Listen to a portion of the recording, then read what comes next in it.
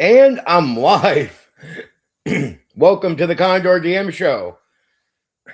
Tonight we're covering let's see here. The Legend of the Five Rings. If you've seen my coverage of the game Bushido, an old school tabletop role-playing game about feudal Japan, you'll know that the Legend of the Five Rings is almost extremely, it pretty much is extremely inspired by Bushido. I mean, it sort of built off the whole concept, right? So I love Bushido. I love the Legend of the Five Rings. I'm going to cover that tonight. It's going to be fun. We're going to talk about samurais, feudal Japan. And and it is a game where I would say like Bushido is very storytelling, right? That's sort of another lean into storytelling, like real storytelling. And Legend of the Five Rings is the same way. And in storytelling games, I almost tell players in most cases, if they don't want to have to put in a lot of effort on the role play social interaction side, they should appreciate when they're in a game that really isn't about storytelling. Because when you're put into a storytelling game, like a real storytelling game, the pressure on the players, like they have to improve their play. They have to make sure they're paying attention to things. There are small things.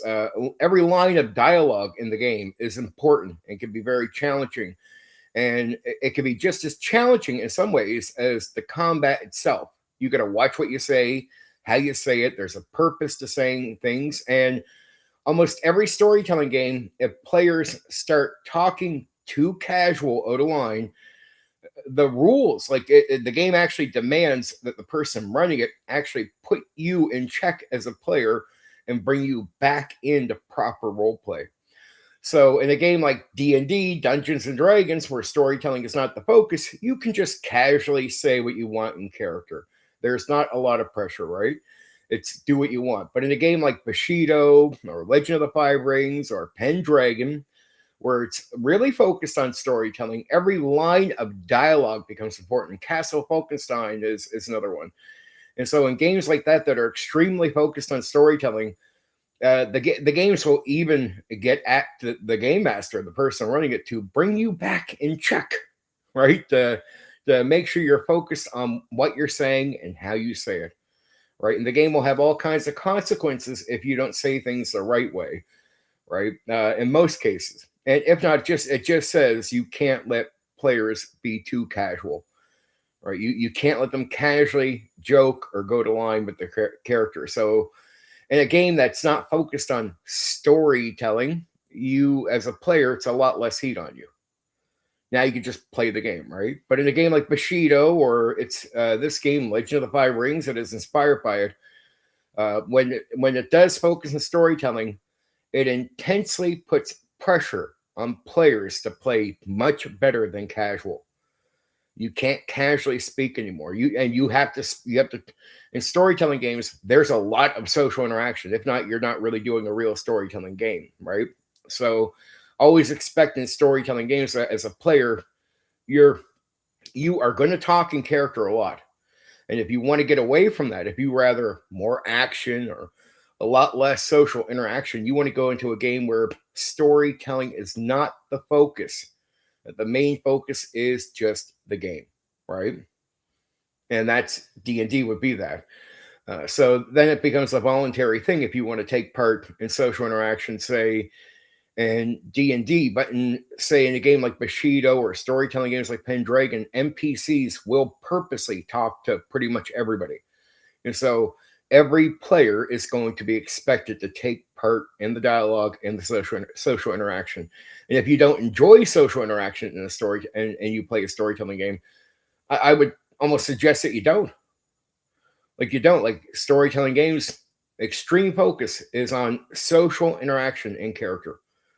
So if you don't personally enjoy that, I would say right away, go to D&D, stay away from Pendragon, stay away from Legend of the Five Rings, stay away from Bushido, stay away from all kinds of games that had the intent of having you talk in character, right? They are not casual games. They are meant to be storytelling. And to storytell, that means you focus on character development in an extreme way.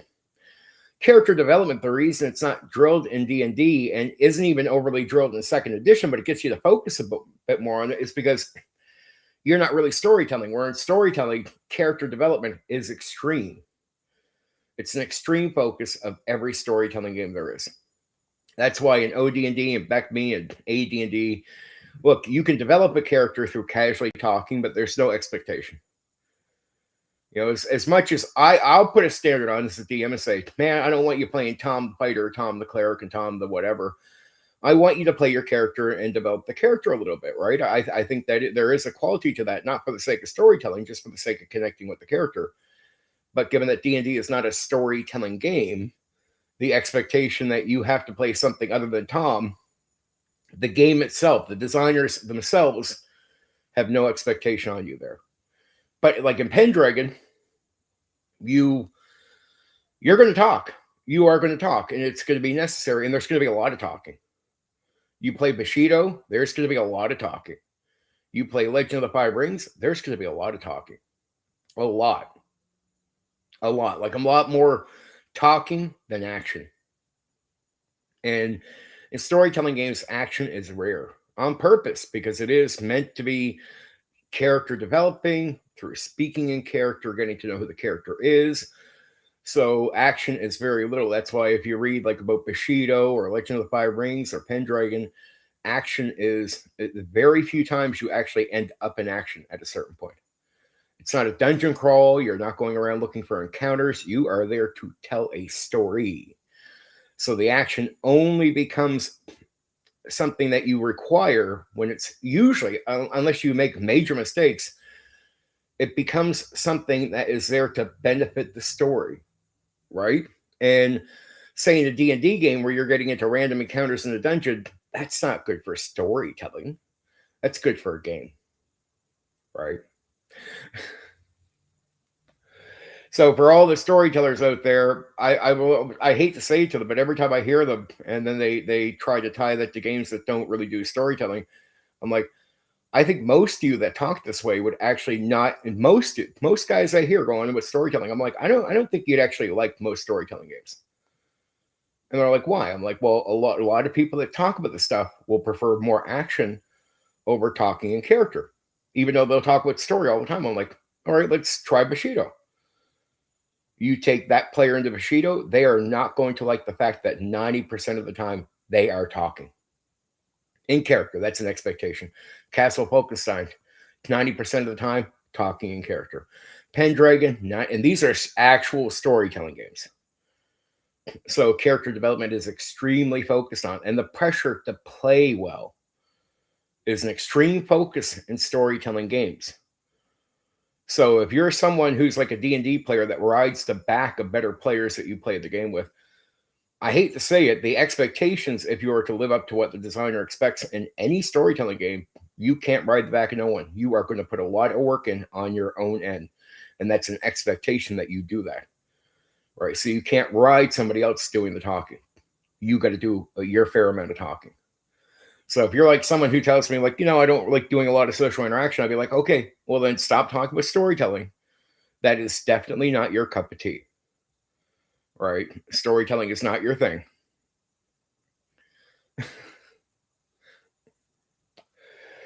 It's like go find any story, and the majority of the story is talking. It's talking, and there's a reason, because there's the characters are telling a story through social interaction. On top of the story being told, you're developing characters, but you're not just developing characters. There's a lot developed through words, right? And action will have its place, but it only has its place when it truly benefits the story. If it's so, like say in a dungeon in Dungeons and Dragons, it might be cool to have a number of encounters there for fighting and playing the game. But most of the encounters, I can guarantee you 90% of them are no good for telling a story. Right? They're unnecessary. Like just unnecessary combat. Right? You only put things in for storytelling when they're necessary. But the Legend of the Five Rings, for all those out there that say they like storytelling, Well, I got a game for you tonight, baby. And if you checked out my Bushido coverage, you're definitely going to like Legend of the Five Rings. I mean, you might even like Legend of the Five Rings slightly more. I don't know. It's going to be up to you. But it is inspired deeply by Bushido. And if you do like a game, if you are a player out there that likes storytelling and likes a lot of social interaction in the game, Legend of the Five Rings it's definitely the type of game you want to check out. Guaranteed. But again, storytelling is like 90% talking in character, right? So it's character development. Through the words, you're developing the story. So again, in games like Bushido or real storytelling games like Pendragon, Bushido, Legend of the Five Rings, action is very rare, usually dangerous, and made to be sort of like epically dangerous, epically dramatic, and only applied for the sake of the story. Right? Again, if you're going through a dungeon in D&D with random encounters and numerous encounters in there, that's good for an MMO game. That's good for a game. That is not good. It's not that it's not. It's just unrequired for a story, and the story would be better off for just mostly talking in character. So for all the people out there that say they like story or whatever, I'm like, okay, do you like talking? And again, this is what I find weird. A lot of people that tell me that, I talk to them. I'm like, so you like talking in character, like pretty much most of the time?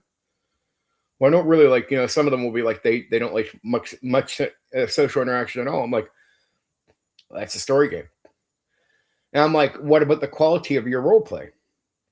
You understand, in a game like Pendragon, every line of dialogue is important, and you're expected to play better.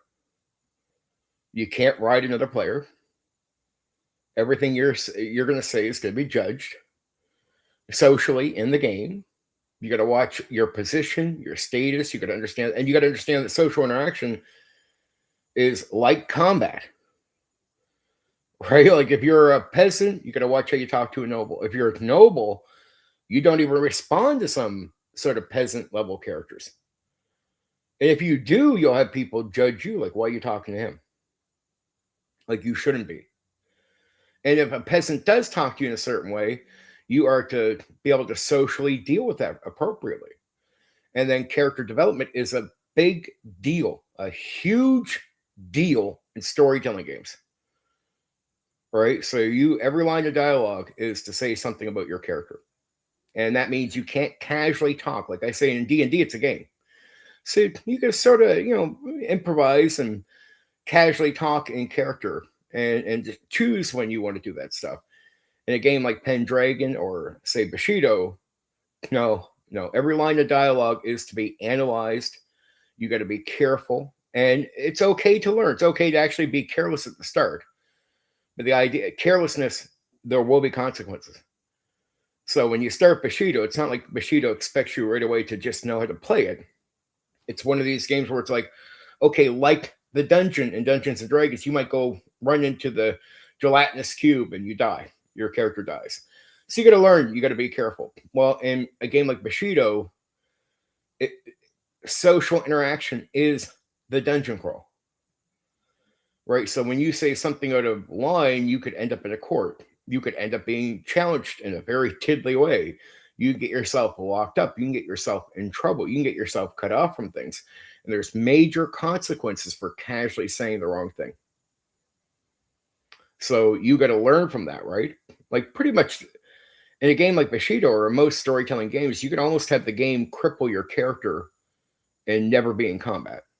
Like socially cripple your character so much that it will make you feel like the game is already over. Because in many ways, because it could take you a lifetime to build your reputation back up or do something to the point where bad social interaction could have you cut off from every access point. It's like in Rollmaster.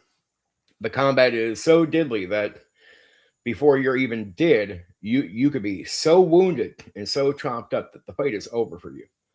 You're just not capable of really fighting after taking on certain detailed damage, right? In a storytelling game, you can cripple your character just by the way they speak. Like so much that it's over. Like you will not want to invest the time in to the game, and it would take a long time to rebuild the character's reputation, status, or whatnot because of the mistakes you made through social interaction. I'm not saying you can. It's just a lot of people won't want to commit that much time because I might have to tell a player, man, you have driven yourself so into the corner socially that it could take you 30, 40, 50 sessions before you're up to snuff and you get over all this stuff, the trouble you caused. And you'll have to take your time grinding through social interaction and doing things for people in a very, very minute way before you get somewhere. And a lot of players won't want to do that, and that could happen to you just by misspeaking in character. And then developing who the character is vitally important for a story game. We got to know who the character is, right? So a lot of that stuff doesn't matter to a lot of people that tell me they prefer I like storytelling. I'm like, man, I don't know. I don't know. I think some people are full of shit completely, because the second you put real storytelling on them, they're like, like I just the majority I meet are just like, yeah, man, I don't know, that's not fun. I'm like, well, dude, you're the one who's been telling me you like storytelling. So the second I put it on you for real, so because they'll call D&D storytelling, I'm like, no, that's a game, and you enjoy the game, right? That's it's a misunderstanding of what you're doing. You're enjoying a game and you're calling a game storytelling. So it's okay that you enjoy the game, but it's not storytelling, dude. This is storytelling. And when we get to real storytelling, you're telling me you don't enjoy the actual thing. So that's why I think language and communication in the tabletop role-playing game hobby is so important, because there's a lot of people that think gaming, where you're not focused on storytelling at all, is storytelling. Like, they really call it that. I'm like, no, you're really not. That's not storytelling. You're just playing a game. And there's nothing wrong with that. We should all be okay with things. And I like I said the last stream I was on, if you don't accept the truth because you want to win an argument, then we get stuck in using language and just misunderstanding what we're pushing. Or some people will actually accept, like, I'll put the criticism out there, like I've done in my recent video. All right, storytelling in D&D. The claim of it is it used to do all these bad things, and nobody will disagree that it is. I'm like, okay, so, and we're really not storytelling, and story is not the big focus, even though it just could be like an outcome of something we're doing, just like a walk, right? And they'll sort of get that, but they'll still want to play this I need to win the argument game. And I'm like, well, the more we do this, play this word salad game with storytelling, do the people that misuse it for terrible ideas and justifying terrible things, do they keep feeling like they're justified? Does it take the pressure off them to see the truth about what's going on here? Well, it does. So it's language. You have to be very careful with language. And if you care about the hobby and you want to see things improve and be more honest, you say this. At the end of the day, it's like, I don't care if people know the truth and still choose to do something. But it's just like, there's no harm in people just knowing the truth. And we all should not be okay with pushing deceitful agendas in the hobby. Look, it's okay what people do at their table. It's not okay for them to come to the community and say, you need to falsely support what I'm doing. I go, no, dude. We talk honest here about it. What you do at your table is your business, and I won't tell you what to do. And like I tell people, because it's the way they'll paint things, like, well, you're attacking someone. No, they can ignore what I'm saying. They can skip every video I put out. They can skip me as a content creator. I can't come to I won't come to your table, and I don't plan to come to your table and tell you what to do. So that's another just false way of getting people to shut up about these things, is painting what they're doing in a false way. It's like, oh, you're just trying to tell us what to do. Well, not, all right, do I come to your table and tell you what to do? No. Well, then I'm not. So you're lying. That's a lie. It's a lie. But if you paint it that way, you can make me seem like a really bad person for simply speaking what I think is true out loud to the community. And there is nothing wrong with me telling people what I think. So, but if I let you paint it that way, then you turn something innocent, me just saying what I think out loud, into the wider conversation, which is an acceptable thing to do. You make an acceptable act, you turn it into something bad on a false claim that I'm doing something I'm not doing. Because if I am doing it, it is bad. But that would mean I am going to your table. I am directly walking up to your table and go, hey, Tom, I'm going to be pressuring you now. I'm going to be at your table. Here I am to tell you what to do. But I'm not. So I get at people because so many people, they just do that. Like when we try to have conversations in this hobby, instead of people accepting the conversation, even when they hear things they don't want to hear, it's like, look, dude, I get that you don't agree with it. You could either debate it or you can ignore it. But you got to stop lying about what someone's doing, because it's just, you're just lying to control what people say. It's pressure. It's deceitful pressure, right? So I think that's stupid. And it happens so often. I don't mind mentioning it more than once, especially when the topic comes up. Like I'm covering a sort of storytelling game tonight. So that's it. We all got to stop painting people telling you what they think out loud as attacking people. It's like you're attacking the way other people play the game. No, I'm attacking a method, just like somebody who plays video games might come out and say, I don't like people that go, roof camp in Rust, a game I like. People will get mad about roof camping. Nobody turns around and says that's somebody attacking how other people play the game. They just get that is somebody coming by and going, man, I think roof camping is bad. Here's why. But it's not like they're going to go to Jimmy's computer and Jimmy's home and knock on his door and say, hey, man, I'm here to tell you that you can't roof camp and control how you play the game.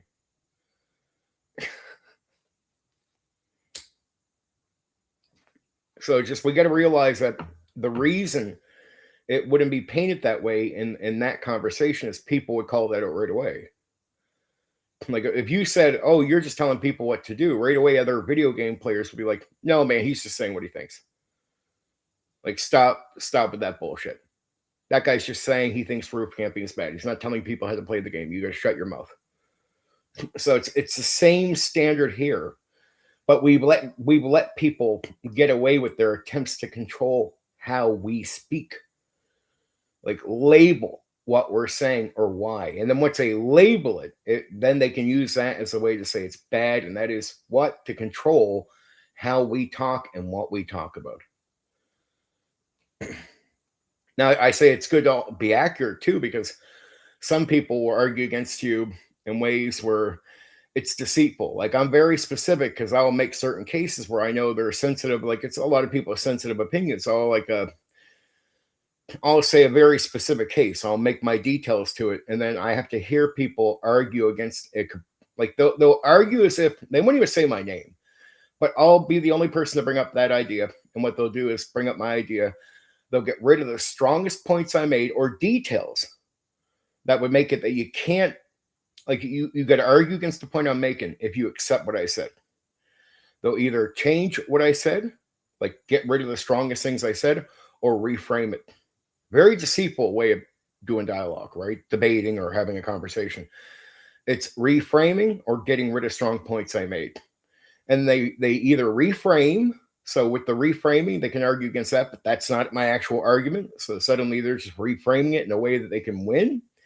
Though against my actual argument, nope, what they say wouldn't hold water against what I actually said, what my actual claim is in detail. And then there's other people that will take what I say and they get rid of points. I've seen this where I'll make an argument, say about second edition. I remember like a year and a half ago, maybe 2 years ago, I made a case of a second edition AD&D. And then by a certain Friday night, I see a panel that goes on, and they're going to bring up second edition, right? They're going to bring up my exact point, but instead of reframing, what they're going to do is get rid of the key points of my argument. And they're going to replace it with things I haven't even argued for, nor would I even agree with. They're going to get rid of my strong points, They're going to put in weak points that they know they can defeat in debate. And they're going to, without even saying my name, they're going to act like the overall idea I pitched is what they're now presenting without saying my name. They're going to present my idea, but they're going to present it in a weaker way.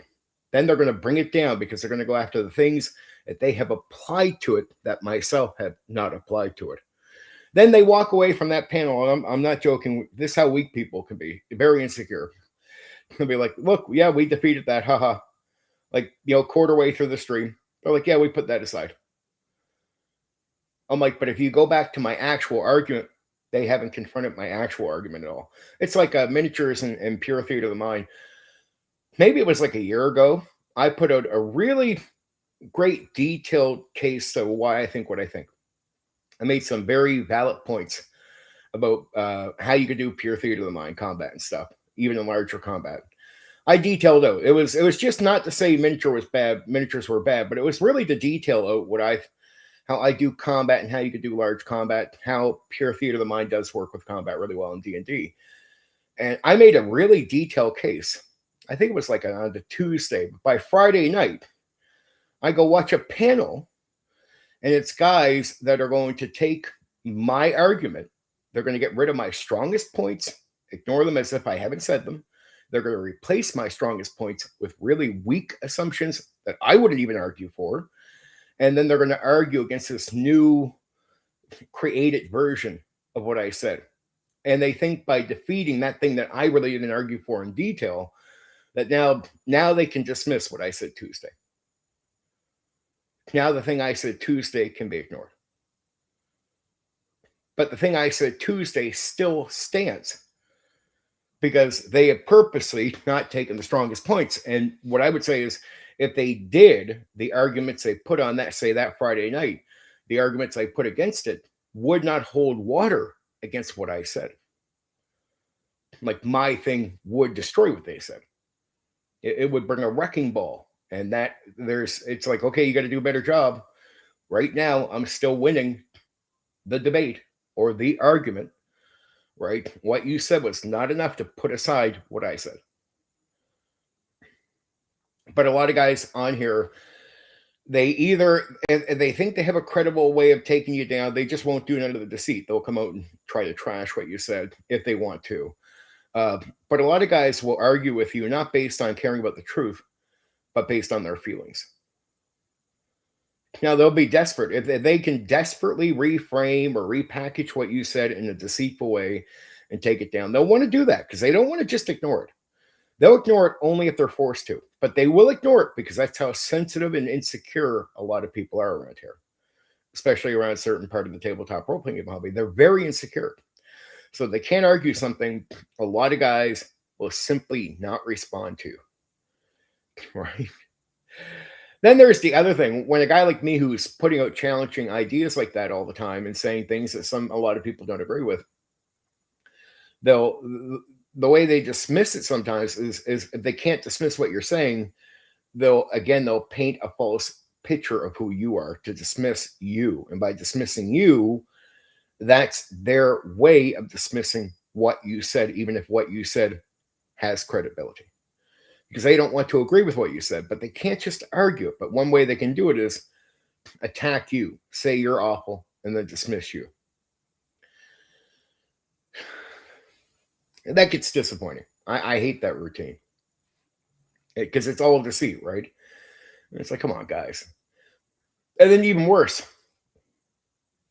when you say something the same crowd will finally agree with, instead of them giving credit to you that you said it, they go on to their streams and they'll say what you said, even if slightly change words, even if they've never said an idea like this before, and they'll say it like it's their own wisdom, like very two-faced, like it's wisdom they never had.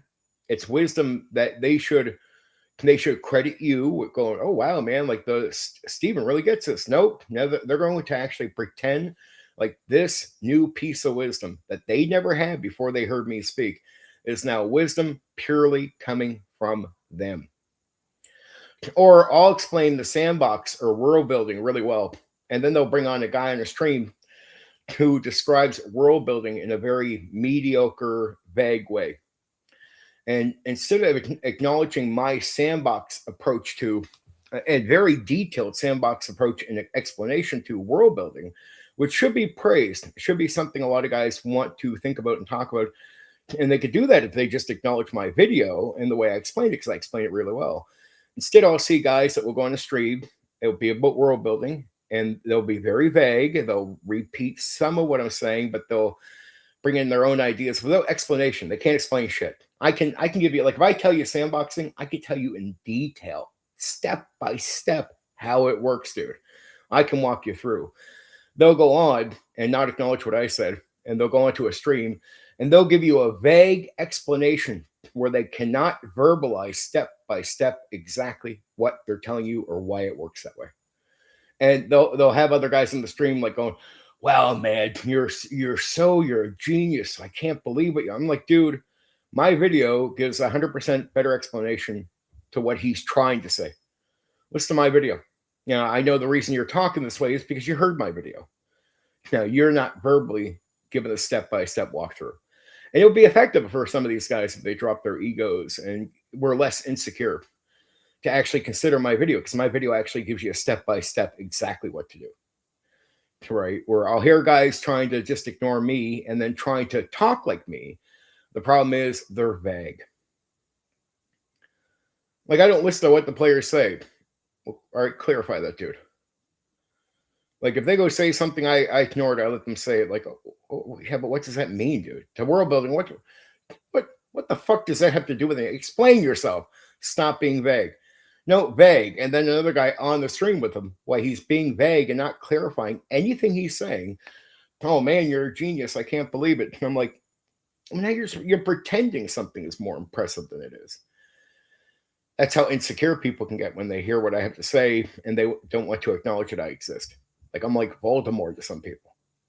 And Steven said it, can't, boom. And you can't, like, what? Do you want to repeat what I say? Some people do. Again, they'll repeat it as if it's their own wisdom, but you will not find these statements in their content beforehand.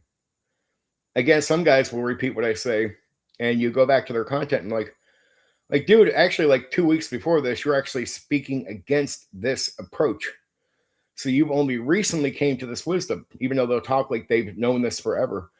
It's like, wait, so 3 weeks ago, you said this, which would be alternative. Then 2 weeks later, Stephen clearly made the statement and clarified it. Now, a week later, suddenly you have the wisdom, but the wisdom doesn't exist in your content before. Like, at least it tells me some people are watching my content, which is good. Well, a lot of YouTubers, like, will check out my stuff. I get it. It's just to help them, but it's like, hey, whatever. It's not ego. I just know it happens. I've been around this certain group of people for 7 years, and it's constantly happening. I used to be really really nice about it. I would say things like, well, maybe they're not just hearing what I say and doing all this, but it's like 7 years of consistency. And I'm like, yeah, I know they're doing it now. They just can't have honest dialogue. And I'm a bad guy. So in their minds, I'm crazy, but really, it's all projection. You go check out how they act. It's crazy. I remember guys used to say all the time, Steven can't handle a joke. He can't handle debate. He can't handle like pushback. I'm like, dude, if somebody gives you the slightest joke in the wrong way, you lose your fucking mind live on stream. Like, you fucking get mad and you drool outside, you foam at the mouth. You freak the fuck out. If somebody gives a poke back at you the wrong way. Most of you. Okay, so who can't handle the joke? Most of you. What about criticism or debate? Well, I've seen guys on their live streams where one guy will come on the stream and he'll start disagreeing with them on the side. Not insulting, but just straight up disagreeing. They fucking get mad. Like, they won't even argue properly back with the person. They'll just get angry.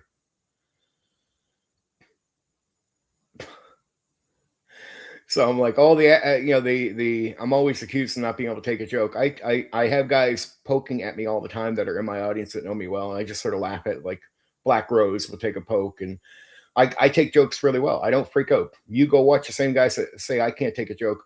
If somebody pokes at them with the wrong type of joke, like a joke that could take a real poke at them, they foam at the mouth and freak out live in front of you, like get unhinged and get really angry. And then again, if somebody says something that disagrees with them, not even insulting, but just disagrees with them in their chat or in the chat of something else they're on, like another stream they're on, they get honestly angry and they can't argue back correctly with the person. I'm like, dude, I can handle debate. I do it all the time here. Right? Obviously, I can handle debate. I get people poking and making jokes all the time where I let them have their moment. I laugh it off because I can take a joke. So it's all projection. It's people project at me all the time. I'm like, they project, and then when tested on their end, all of these guys fail. They can't take a joke. They can't handle a debate. They can't handle any of it. I'm like, dude, I do what you say you can do.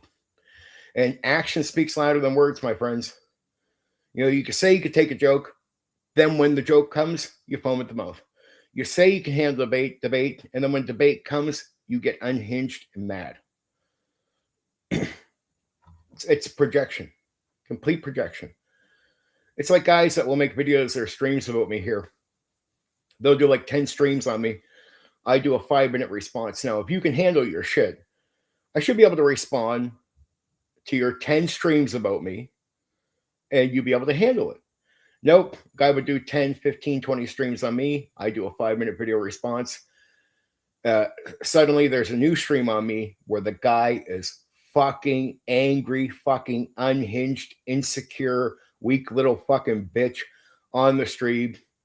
And talking like with the edges of, come on the stream. Shut the fuck up, dude. You're fucking unhinged and immature. I'm not going to go on and do therapy for you during your fucking stream. Well, he's a chicken. No, I'm not a therapist, my dude. And if I'm going to talk to an adult, I want to talk to a mature adult who has his shit together. If you can do 20 streams about me and you can't take a 5-minute video in response, grow the fuck up. Learn to be a man. Learn to be a man, because that's not what a man would do. So that's what a fucking immature 9-year-old little boy would do. So I'm never impressed by that shit. That's why I stopped saying names about people. I'll criticize them like this, but it's just to make points. I won't say names all the time, but I'll make points. And they say my name all the time, so I don't care. Like, everybody shows me. Like, here they are talking about you against Steven or Condor, and I see my name just dragged through the mud everywhere. But in every YouTube chat there is, at one point or another, my name is dragged through the mud. Live on streams, my name is dragged for no good fucking reason for content. And then people just think it's just okay to just drag my name everywhere, even though I act decent. I'll be decent and civil with them. But they talk like they're decent people. Well, I'm like, decent people is based on action, not your claims to. You can't claim to be fucking decent human beings and be civil and then just not do it. You got to claim it and then actually do it through your actions. I don't drag your names through the mud. I'm civil where I go. Right? I'm very civil because I'm decent about things. Right? So it's like, look, I guys that will do 10 or 20 streams on me, I could respond to every stream done on me, but I'll wait. You won't hear a response from me from like 10. Well, it used to when I used to respond. I don't now. The guys would have to do like 10 to 15, 20 streams where they're shooting their mouth off at me. And I finally, after like 20 of them, I'm like, all right, fuck it. I'll do a 5-minute video response. And that's pretty civil, dude. And I'll do it laughing. And they'll get mad at the fact that what they said hasn't hurt me. And they'll realize it. But it's like, dude, that's pretty civil. It's a 5-minute video after 20 streams. It's a small response. And I'm not even freaking the fuck out. I'm just taking a poke at you. You've done it 20 times in a row to me. I mean, if you're a real man, you can take it. And I shouldn't even have to hear a response. 20 streams and I do a 5-minute video poking back at you. It's like, dude, time to be a real man.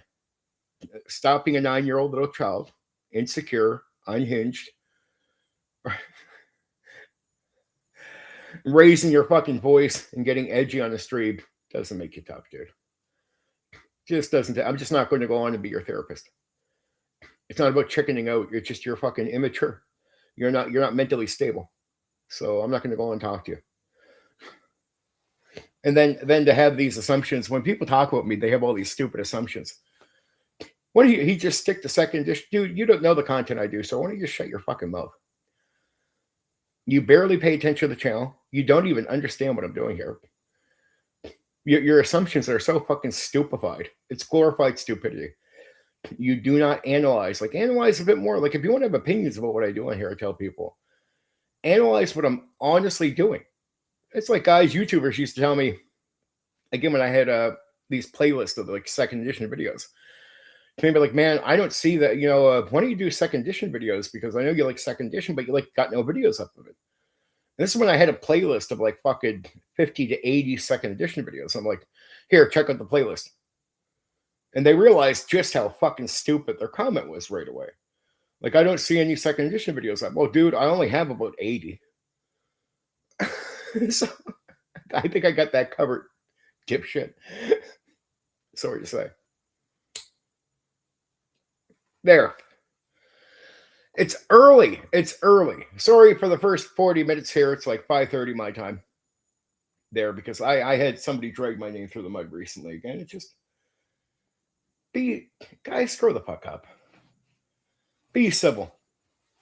Even if we disagree here, it's no reason to act like a child. It's no reason to have several people drag my name for no reason. We disagreed. Get over it. No reason to drag my name through the fucking mud on a fucking server or something on Discord. That's stupid. So I have no problem with the guy who runs the server. We're still cool, but on principle, I left the server. I was just like, gone. Nope, that's not okay. At least I back up action. I tell people I'm decent and civil, even though they'll say I'm not, but my actions back it up. I'm actually civil with people.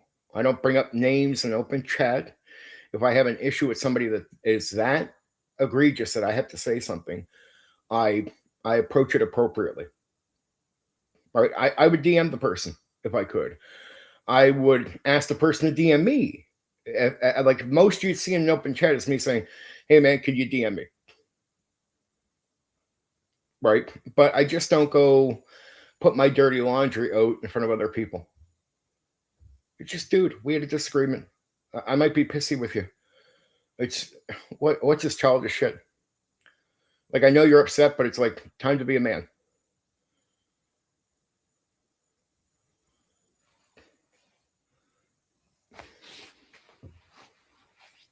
Anyway, there. It's good to vent, right?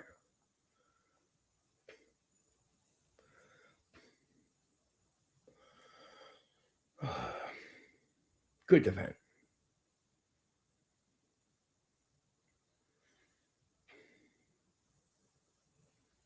Go quiet for a second. Think.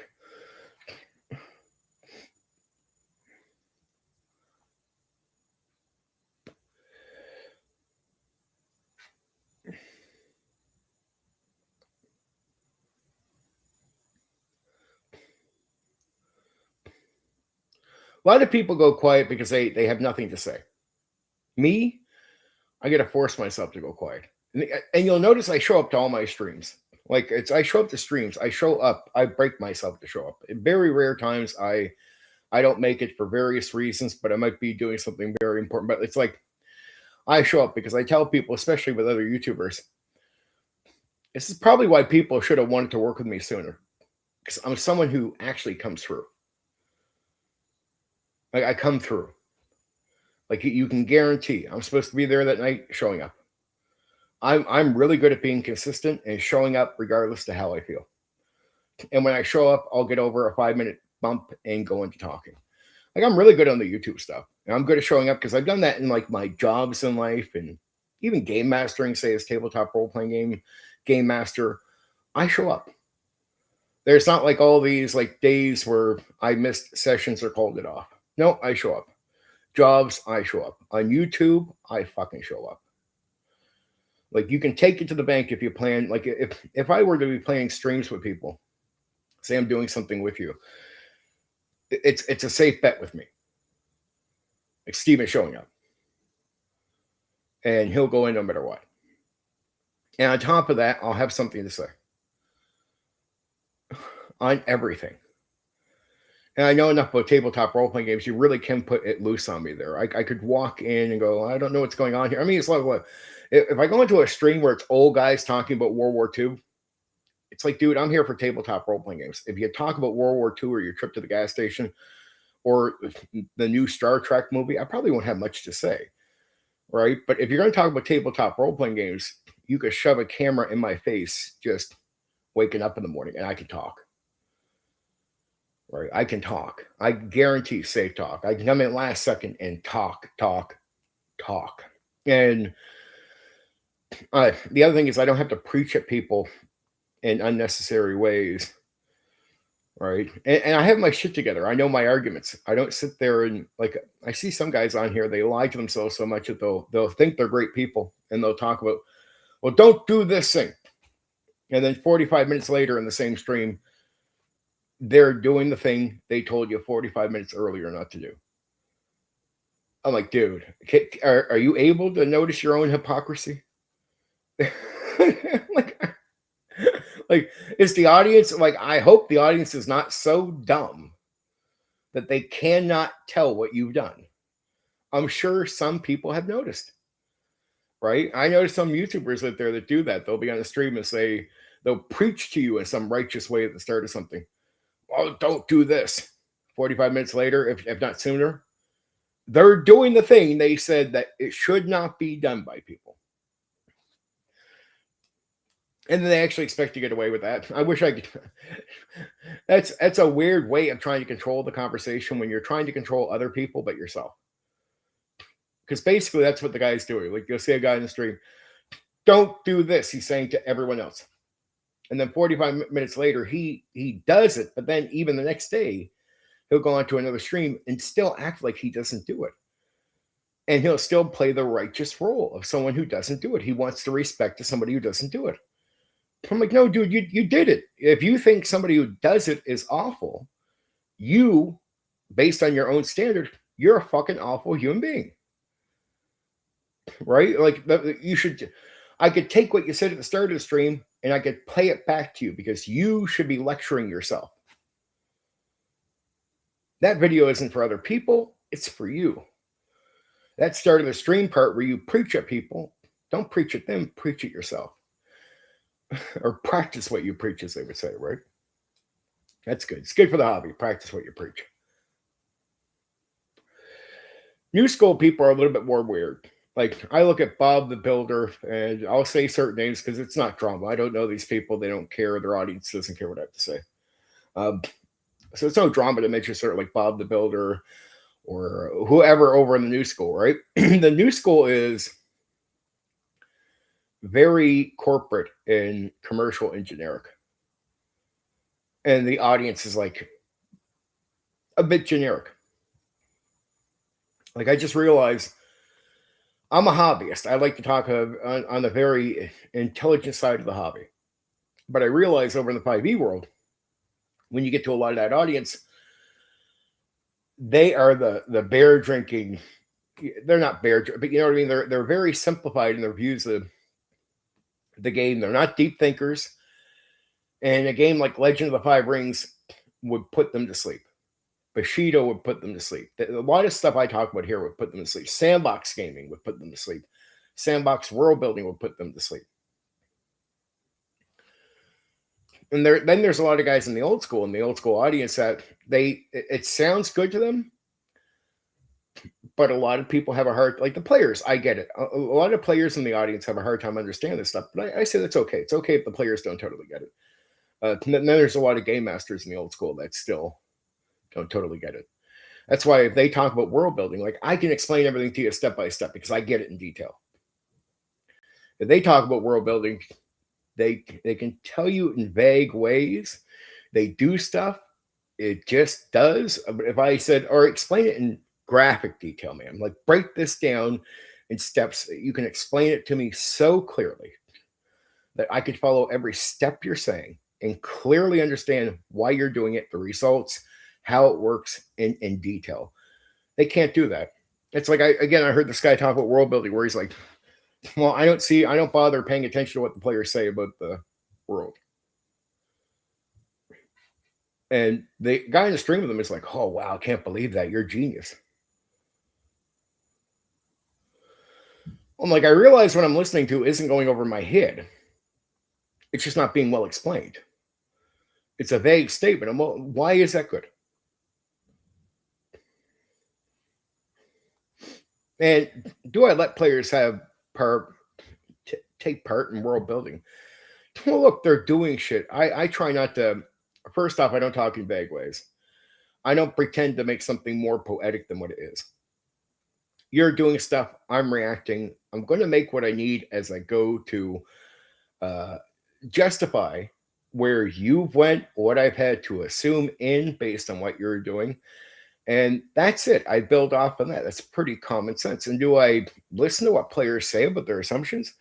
Well, even if they say something that's stupid, I call it brainstorming with this. Try and tell guys. I personally think it's good to listen to whatever players are going to say. You might think, well, they have a bad their assumption about this is completely wrong, or maybe even stupid. I'm like, yeah, but seeds and thoughts and words help you think. So a player could say something that is completely off about what is going on. They could even say something I would deem as not that bright about the situation. It doesn't mean that won't trigger a unique thought in my mind. That might not line up with their what I would classify as not bright assumption. It won't line up with their misunderstanding the situation.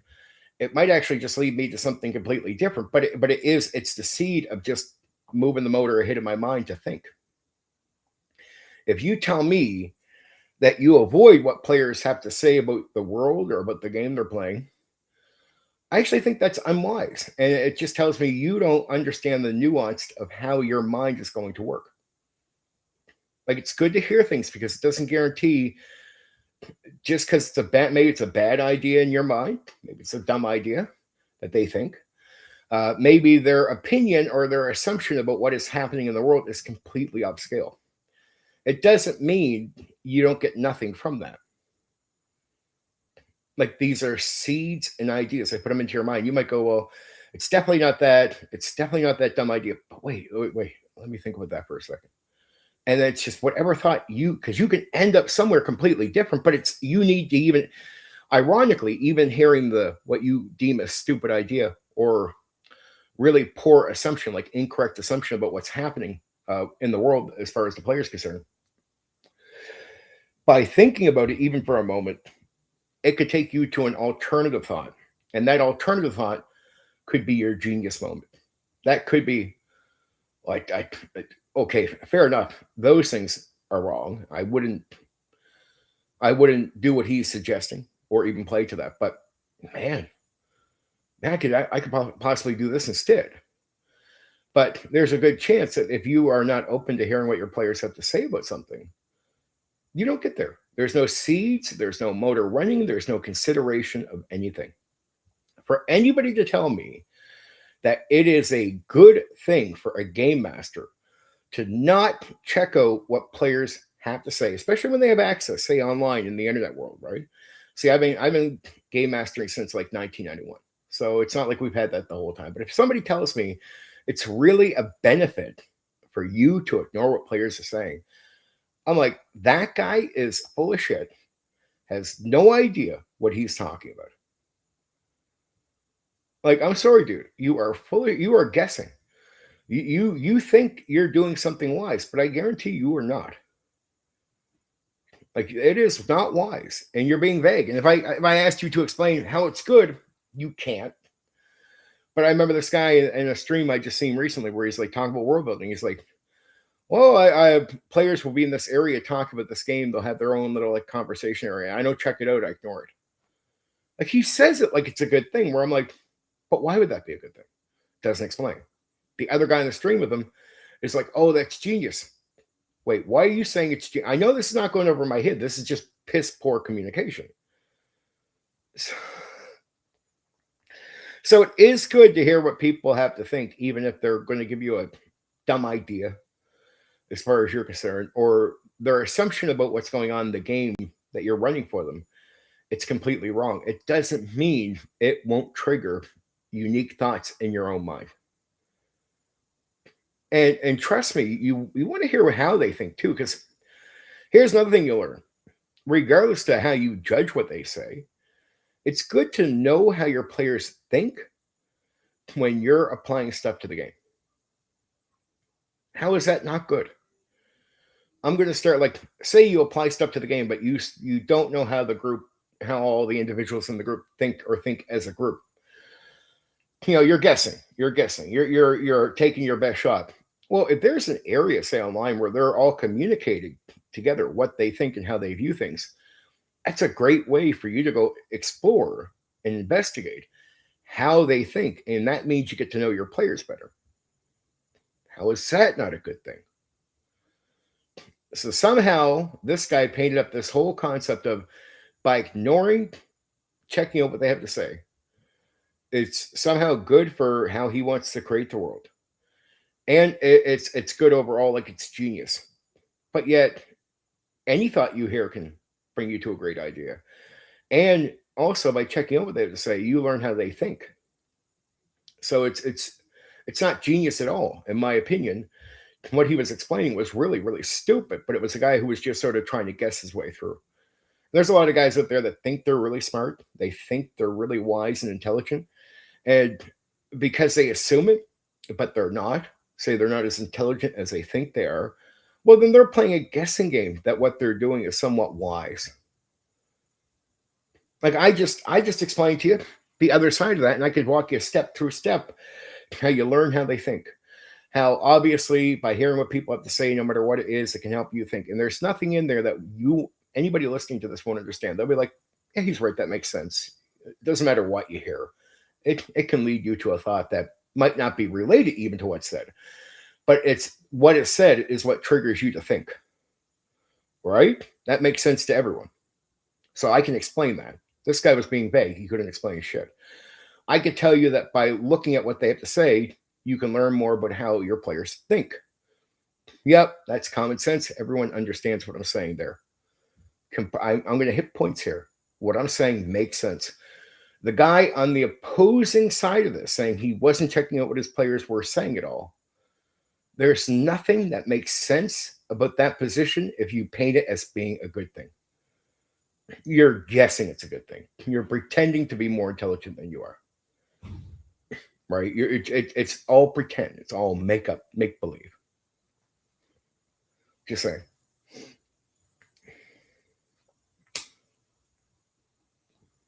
So, and it's not good because I think clear communication is good, and people shouldn't be on here pretending to know more than what they know. Like, stop pretending you're more intelligent. Just be it. I can explain to you sandboxing in detail because I actually know it. I'm not guessing. I'm not bringing up vague shit. I can walk you through it. Go listen to my sandbox videos on any of them where I explain what's going on. By the end of it, I guarantee you'll know what to do. And everybody who talks to me about the sandbox videos says this is true. The guys who do the sandboxing in the old school, they're like, yeah, you've explained it well. That's exactly what we do. Right? It even helps them have a better understanding of what they're doing so they can go back and sandbox even better. Then if you're new and you don't know what sandboxing is, like in the free sense, free sandboxing, normal sandboxing, you go listen to those videos. I guarantee you'll now know how to sandbox properly. Because I explain it that well and that clear that you won't be confused and you'll be able to do it. The way I talk about building a setting through sandboxing on top of building the adventure. You'll know exactly now how to build your setting by listening to what I say. I explain it so on point and accurate, right? That you cannot be confused. You walk away clearly knowing what to do. because I've actually done it. I can actually explain it. I can verbalize it for you. There's no vague language. There's no me pretending to know something I don't know. I'm not guessing my way through, right? It's like the D&D explanation. Almost every pro D&D guy in the old school, none of them understood, almost any of them, from level 1 to 3, that you barely do any combat with your player characters. That's how you avoid going through a meat grinder. And the game is about survival. It's not about fighting in that sense. So from levels 1 to 3, players are meant to avoid almost all combat. There's a lot of old school guys that would talk about XP for gold being stupid. But I'm like, well, why is that? Why does the game do it? XP for gold is because from levels 1 to 3, the player characters are meant to avoid almost all combat and build up their experience points through treasure, through gold especially. And then to make sure you're not getting too much money, there's training, which you pay for it. Right? And then on top of paying for the training, so much of that gold goes into buying new equipment. So make sure you don't get too filthy, stupidly rich, right? It's a managing way of bringing money in at the surplus and then having reasons to use it. Right? So you build up your character in these early levels. 99%, honestly, I'd say almost 100% of old school tabletop role-playing game YouTubers that especially focus on D&D never explain that part of the game. Like ever, in years. In years of them being on YouTube, never explained. Never, ever explained. And they openly all talk about making up multiple characters in the early levels because almost 100% of them, if not 100% of them, thought you were meant to be doing a lot of combat from levels 1 to 3. Like when I say it's not like, oh, come on, man. Guys have said it before. No, almost nobody has. So I finally, just because I just waited years, I let that go. I just finally decided to explain to people why the game is not really the meat grinder a lot of people portray it as. Right? It's actually survival, and you're meant to skip most of the combat from levels 1 to 3. And what I said makes complete sense because that's what the designers intend. And when you look at encounters, there's no non-combat encounters. Encounters just say any form of combat is you do everything in your power to avoid it. And yes, you might be forced into combat, but you need to be careful, do all these things, and look at combat as something you should, as a consequence of resource grinding on you. That's not good from levels 1 to 3. But and then there's all kinds of old school guys that do D&D content. You go back even a week before I mentioned that on my first stream where I point that on the first stream where I point that out personally, not my first stream, but the first stream where I make that point. You go back even a week before, most of the guys will still tell you at that stage, make up 4 characters, make up 3 characters, because they don't know this about old school D&D. And then suddenly, after years of them clearly not knowing what I explained, after years of making content that tell you they did not know that about old school D&D, suddenly, out of nowhere, I put that out, and then within a week, 2 or 3 of them are coming out with streams and videos where they mention this detail about D&D as if they have known it the entire time, as if they don't have a mountain of content that contradicts that position. They have a shitload of content that contradicts and says they did not know it. Content that clearly states they didn't know that about old school D&D, right? But suddenly, they don't say my name, but suddenly I say it in less than a week. 2 or 3 guys are talking as if they've had the wisdom the entire time, but you cannot find the wisdom in years and years and years of their content on YouTube. All contradicting statements, but suddenly they have the wisdom. I'm like, you're welcome. Don't say my name, but you're welcome. There you go. Glad I taught you that detail. And there are some guys out there that still have not heard my wisdom yet. Like not my wisdom, but my understanding of what the designers intended. So there's some guys out there that still do old school D&D content that still talk like you're meant to be making up 3 to 4 or 5 characters. I'm like, well, I hope they see the content soon because it will explain to them just how flawed their view of old school D&D is.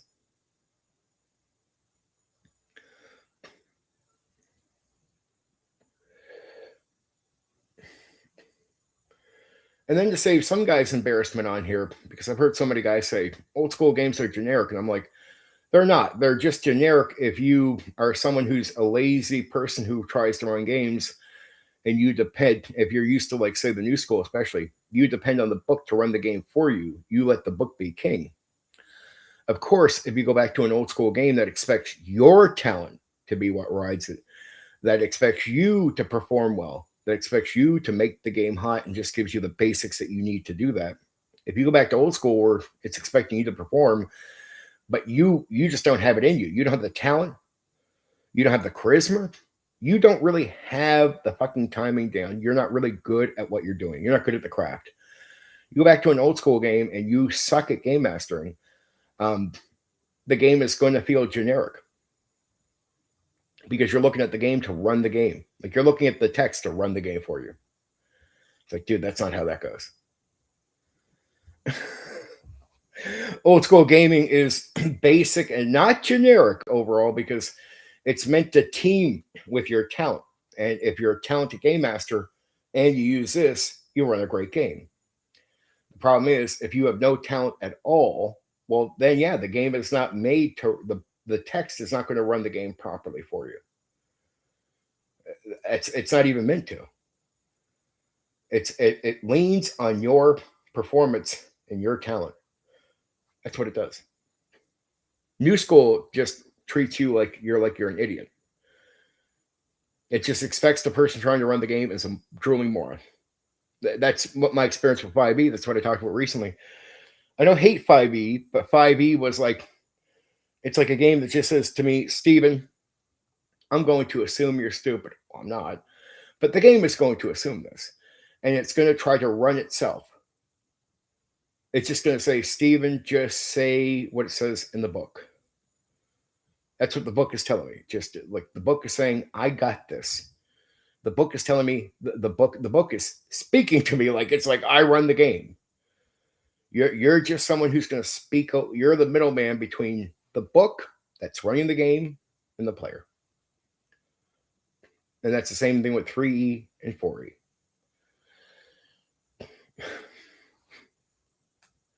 So I just like 5E. My terrible experience with that was feeling like a slave. So that's why I don't like the new school gaming. People are like, do you want to talk about character creation for 5e? Like, I get it. I could probably give you advice about character creation. I did recently. Like, somebody was asking me about making characters for a one-shot thing. And I gave out some really credible advice to a guy that comes here all the time, Miles, who's the 5e guy. And the advice was really good. And he knew it right away. He was thanking me.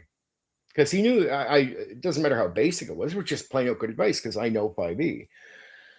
But it's like it's advice that bores me. It bores me. It bores me. I don't know. The characters would be more interesting for 5e if there was more interesting play. Like, I just don't like a lot of fighting. I find combat to be too repetitive after so long. It's like, oh, we did one, we're doing two, we're doing three. And then role play. Role play in the 5e world it's like meaningless. It's not gamey role play. It is, you feel like drama class, like it is stage acting. It's not like storytelling either. It's fuck around improv that has nothing to do with the gamey aspect of role play either for D&D. Like, I like social interaction where you got to talk your way past a guard over a bridge where the guard is guarding the bridge. I like social interaction when you're searching around a room and you guys are trying to figure out what might be in there and where you should look, that type of thing. I like it when social interaction is about planning ahead. But in 99% of 5e games where I hear talking, very few plans are made. And most of the talking is like, it's not even like storytelling level dialogue. It is joking around in character. It's fucking around in social interaction. Like, okay. And then a lot of it will be, they call it social interaction role play, but you actually got to pay attention because what you're going to see is half the role play is out of character talk. So even when a 5e player tells you we spend half the session role playing and then doing combat, I'm like, well, no, really, you play like a quarter of the session is actual social interaction. The other quarter is out of character joking around, and then your half where you do the fighting, 80% of that is combat, and 20% of that is out of character joking and fucking around. So really, a session normally, like a 3-hour session, which is average for say a 5e person, is 25% mostly meaningless role play. That's not the storytelling, not the game aspects, almost to nothing. And then like say the combat, like 80% of the combat might be combat where you're, even the combat's not that intelligent because it's not like what you think. It's more like, I got to be real with 5e players. What are you doing? Hold on. Choice B this time. Okay, dude. Yeah, choice B. All right. Choice A this time. Choice C. Choice B again. The new choice B. Different choices over here. Like, okay. All right. Is there a lot of thinking to what you're doing? Nah. Okay. Like, okay. So that to me sums up a 5e session for like 99% of people. Bores me. It's easy. I get that's why people want to do it because it's not that hard. Like once you learn how to do 5e, it's easy. It's just not, it's not creative. It gets repetitive and boring fast. Like people are like, well, why do they only do 6 sessions for a campaign? Well, they don't want to admit this because here's what happens to a lot of nerds in the hobby. When they get to something that is too easy for them, but they don't want to play something more challenging, they'll actually stay in something where they're not having a great amount of fun. They rather stay in the thing for nerd reasons, like for very actually poor, bad reasons. They'll stay in the thing. I'm like, well, if you were having more fun, your sessions would be longer than 3 hours. And if you were having more fun, on average, you wouldn't be ending a campaign in like 6 to 10 sessions. So it's the outcome of what you're doing is evidence that you do get sick of the repetitive combat. The meaningless social interaction is boring after a while. So it's meaningless social interaction, and then it's a lot of combat that you are doing repetitively, which you get bored of.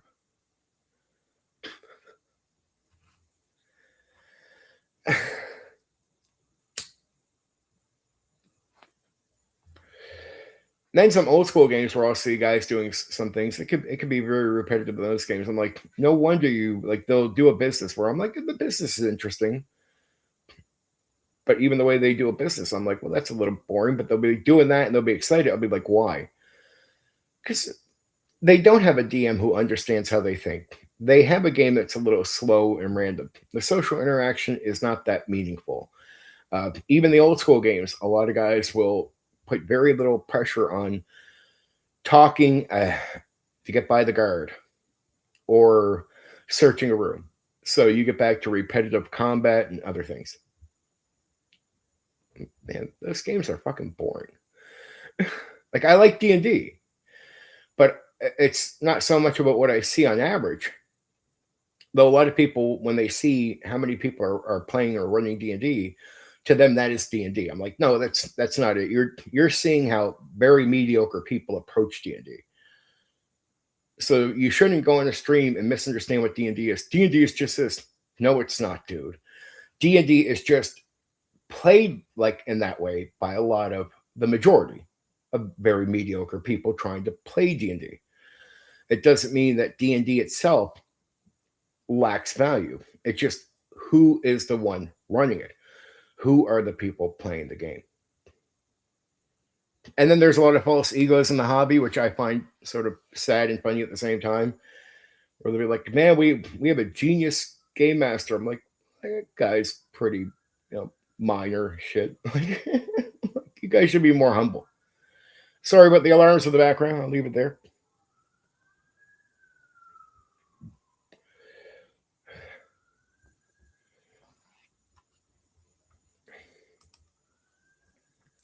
Sorry, I gotta let you get hit with that. So, samurai tradition. That's gonna be fun.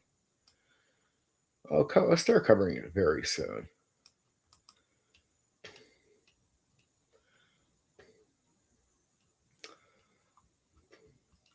There's duels and everything in the Legend of the Five Rings. I used to say Legend of Five Rings, and I remember so many guys going, "Oh, let me guess, like a fucking Lord of the Rings game." I'm like, "Dude, you don't know it then." One guy even said to me, like, I think it was like 2 months ago, "Yeah, I know that game." I'm like, "What's it about?" "Well, you play like a fighter and a wizard, and like it's like what you go around getting like rings, like, but there's like a variety instead of like the normal Lord of the Rings." I'm like, "There are rings in it, but like, what do you mean fighter wizard? Like, are you saying it's in Europe?" "Yeah, something like that." I'm like, "No, man, it's a samurai game. It's feudal Japan." I'm like, "Dude, you're busted. You don't know. You heard about the game. You don't know much about it." I get how Legend of the Five Rings can make you think of Lord of the Rings right away, but people should be more honest when you talk to them. It's like, dude, that was a guy getting busted on assumptions that were just like so far off. It was like, dude, you don't know the game.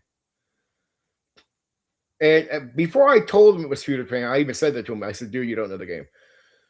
He's like, "I think I do, man." Like, I'm like, "Well, what do you play, wizard or fighter?"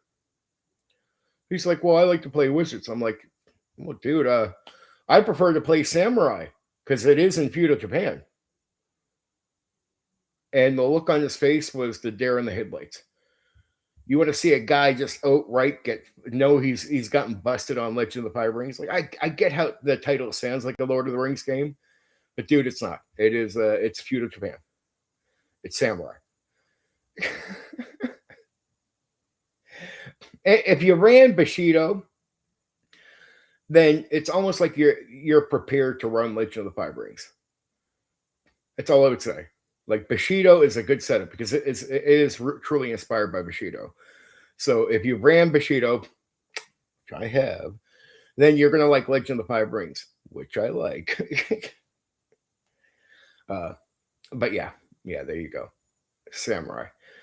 Though again, I did bust a guy just not long ago where I'm like, "Yeah, Legend of the Five Rings," and he starts saying he knows the game, assuming it's like Lord of the Rings. I ask him, "Where's it set? Like in Europe?" "Yeah, it's in Europe." "What you play, fighter, wizard?" He's like, "Wizard."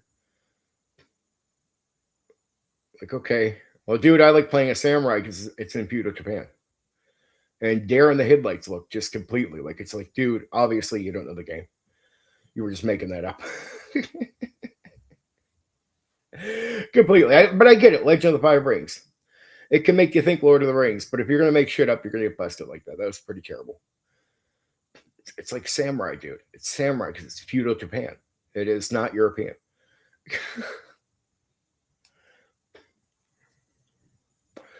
So when you hear about like D&D doing their bit of like samurai and Asian culture games, I'm like, dude, for all the things I hear from people that complain about the D&D stuff, like that's big. I'm like, well, what about Bushido?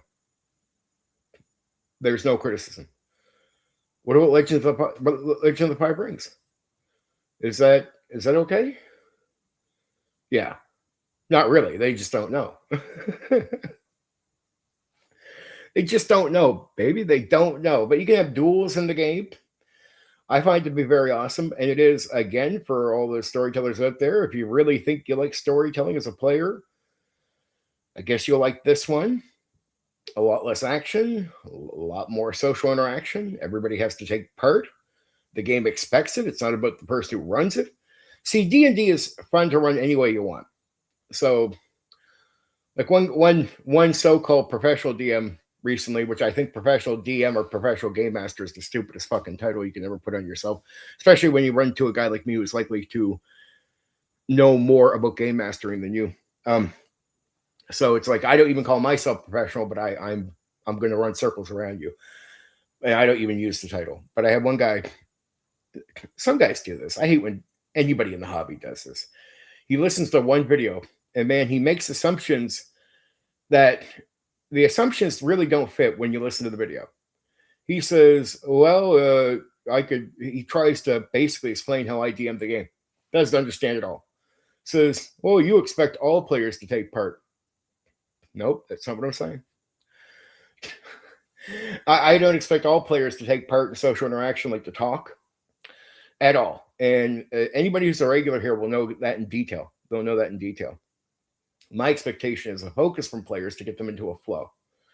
And I always say, if the more you focus on what's happening, if you're going to say something in character, you're going to be inspired by focusing on something being said.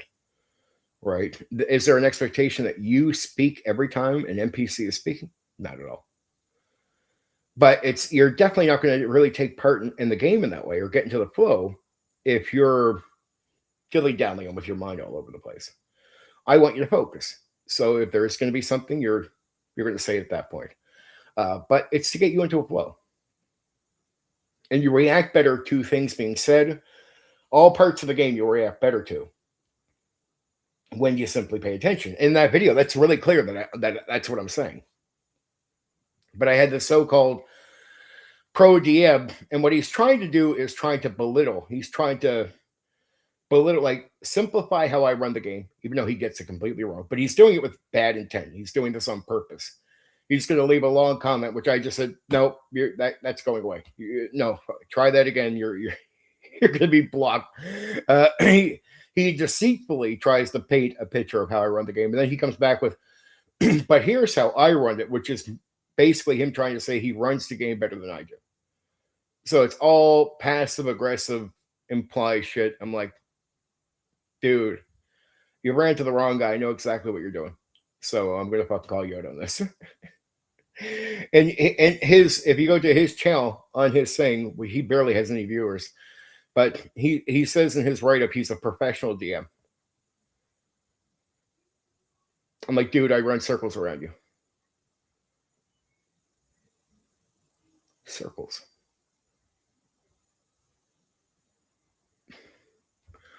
Casually. So it's that, like, people don't get that. And I said it clearly. I don't expect people. I said it directly. I've never even hinted. There's no vagueness from me. I've never said. I said it clearly. I don't expect everyone to take part in say social interaction. What I expect is what I put in front of you is the game. So what I say is you got to focus on it. That's the intent. So if I put social interaction in front of you, you need to focus on that the way you focus on every other part of the game. That's it. And in the focus, if there is something to be said, that's what will be said. And in that focus, where you focus on the game, you get into a thing I call the flow. Right? Where you start just being in the game, in a flow state, playing, more comfortable with interacting, ready for what's being said. And in that state, time flies by really quick and you have fun. And that's when we go 8-hour sessions. See, because what was I saying in the flow state, pointing out to guys that are 5e that might do a 3-hour session? I said, here's the 5e guys' problem. In their sessions, they'll look at their phones. They'll joke out a character. The DM will spend a percentage of time looking in the book to correct things. And this will happen casually throughout almost every session. What's happening when that is happening? When you see the guy on the phone or the people joking out a character? They're not focused on the game, and they're going out of what I call the flow, or even not even getting into it and being not in the focus so to even get into it to begin with. So they're out. Well, that process of looking at your phone and joking out a character, if you keep doing that and you're not in the flow of the game where you're focused and just playing the game and having fun, it feels tedious because you're constantly trying to go back in. It's slow. You're not in the flow. You're probably breaking it. 3 hours of that is tedious work for a session, and you're going to be tired. Some people are going to be yawning. You're going to notice it's going to drag your energy down. Like you're 3 hours in, you're done. Now, if I take you into a session where the phone is put down, the jokes are put down, I'm not constantly looking in the book for corrections, and we're just in a continuous motion of playing the game. Like you're just constantly focused. And you're no longer thinking about your phone. You're not thinking about the jokes. You're thinking about the game. You're picturing stuff in your mind, where you're at, the NPC talking to you, and you're consistently in that. See, at the start of a session, it'd be a little dry. It could take you 10 or 15 minutes, but consistent play after so many minutes, you'll just be in. It goes from you're getting rid of your thoughts, all the shit that was outside of that, to one point, somebody, one of the characters are saying something, or NPC is saying something, and you are listening, and you're getting ready to respond, just instinctively, naturally, because now you're finally in. There's an in moment. I can't tell you when it's going to hit you. You're probably not going to know exactly when you got into this state. Just going to know you react, and then you're talking in character, then you're going over here. But we're going to be in a consistent motion of play. No breaking, no cell phone, no joke code, no tedious breaking away from this consistent motion of play. That's a flow. That's a state, right? In that, time is going to go by really quick because you're having a good time. You're focused, you're in, things are happening, you're in motion of the game. Things go by really quickly. The reason it's going to go by quickly is you're now not breaking away from it. You're having fun. It doesn't feel tedious. There's no tedious break, come back, break, come back, break, come back. Your mind is in on the game. You have escaped the real world. This is escapism. So in that escape, in that flow, you can get to your 8-hour session like breathing air. The more in the flow you are, the more time just flies by as you play. And you'll notice if you play video games, like go play a video game where you're playing a video game that night, you're just like, man, you're doing all kinds of things. Like you're focused. You're not, your phone's here. You're not looking at your phone. You're not joking out a character. You're not doing nothing. You're just play. Like 10 hours go by. That's a flow state. If you're playing a game where constantly your friend is talking to you here, you're being broken away from the game all the time. Like constantly break away from the phone, break away. 3 hours is now a long time to be playing the game. It will feel tedious. You'll be breaking away from it. You won't be in flow. If I get you in flow, you could play that game that night for 10 hours, like breathing air. Well, that flow happens the same way in the tabletop role-playing game. If I can get you in consistent flow, phone put aside, nobody's bugging you, you're playing the game, I can run the session for you 8 hours and you'll have a good time. It will not feel tedious. So I expect players to pay attention. And in the process of paying attention, what I've always detailed out is it's not an expectation that you take part in social interaction. It's that in the focus of focusing on the game, there's a better chance you'll be triggered to say something. Like the more you focus, the more when an NPC says something, you'll have a reaction. Oh, I want to say this to him. Right? But is there a forced expectation on my end that you need to talk, and by you talking, that means you're playing the game? No. When I say I put the game in front of you, it's I put it in front of you so you pay attention to it. And I want you to pay attention to every part of the game. Social interaction, combat, walking through an area. Everything is and that pay attention part is to keep you in the flow. Right? That's really important. So I had this guy who was trying to falsely paint how I game master, and then on purpose, a really negative, deceitful intent on doing this, paint my game mastering style as bad, incorrectly, and then try to paint himself as being better on purpose. That was the intent too of the post. It's like, no, dude, no, you're not playing that game here. It's I tell people I don't let mediocre people use me as a stepping stone. It's if I'm a game master who can run circles around you, and for that guy, I can definitely run circles around him. I will not let people below me try to use me as a stepping stone. Like I built up an audience here. People listen to me for a certain reason. I have credibility. I know my shit. What do you got? You got nothing. So move aside. I don't need a leech, and you're not going to use me as a stepping stone. And I don't know why you call yourself a professional game master when a guy like me who won't even use that term because I think it's stupid and silly and egotistic and dumb. I won't call myself a professional game master, but I can run circles around you. So why the fuck do you have that in front of your title? Why is that in front of your label? I'm definitely better at this than you are. I'm not a professional. So what the fuck makes you a professional?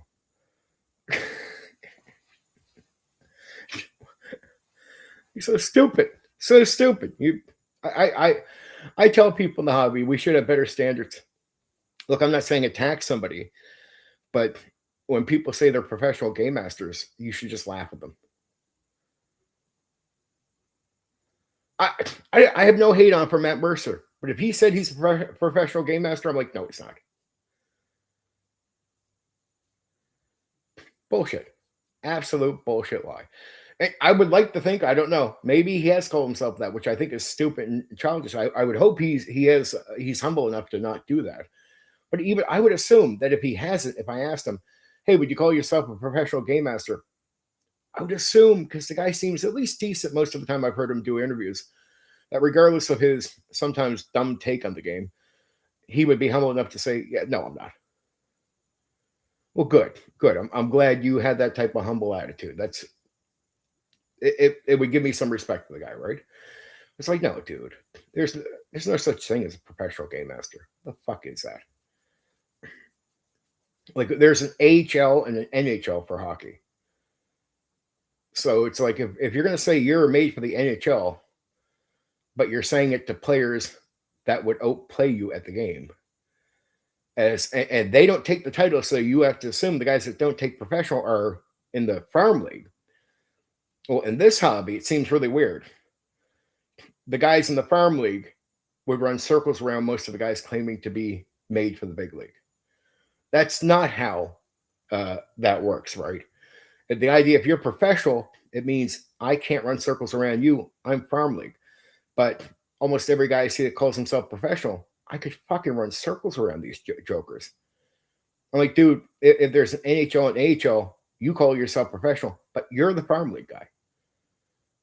You're the farm league guy, not me. So take the title down. Get rid of that. Bullshit. If you have credibility, let other people decide that. See, I'll tell you my experience, just so you know. I gotta sometimes say it out loud, but I don't say it means I have authority. But I have a strong opinion, but it doesn't mean I'm just absolutely right. I'll explain myself, and then to me, it's you build up credibility and you let the audience decide who you are.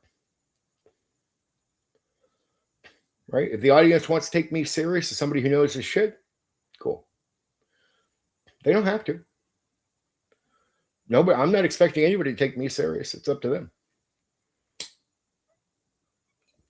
So to me, I always had the courage. I don't get to sit there like I'll be confident in my own self by saying I'm good enough at something or I know my shit. I'll see if people are copying something I do. I'll call that out occasionally. I have no shame. I'm a very confident guy. But it's a balance. There is a balance between confidence. And even when I say confident things, it's like I say to other people, look, if you're going to talk in that way, including myself, it doesn't mean you can't, but you got to be able to back it up. And I think the difference is when I'm very confident about something I know or about who I am, I can back it up. Like if challenged or questioned or talk here, I can explain myself and back it up. Big difference. And that's another thing with like I get some guys out there in the past. I think I talked to Miles recently about him just wanting to see live plays. And The first time he asked me about it was the only reason because I've heard so many guys go there. You have to have a live play up before you can have credibility, and I'm like, I always knew that was bullshit.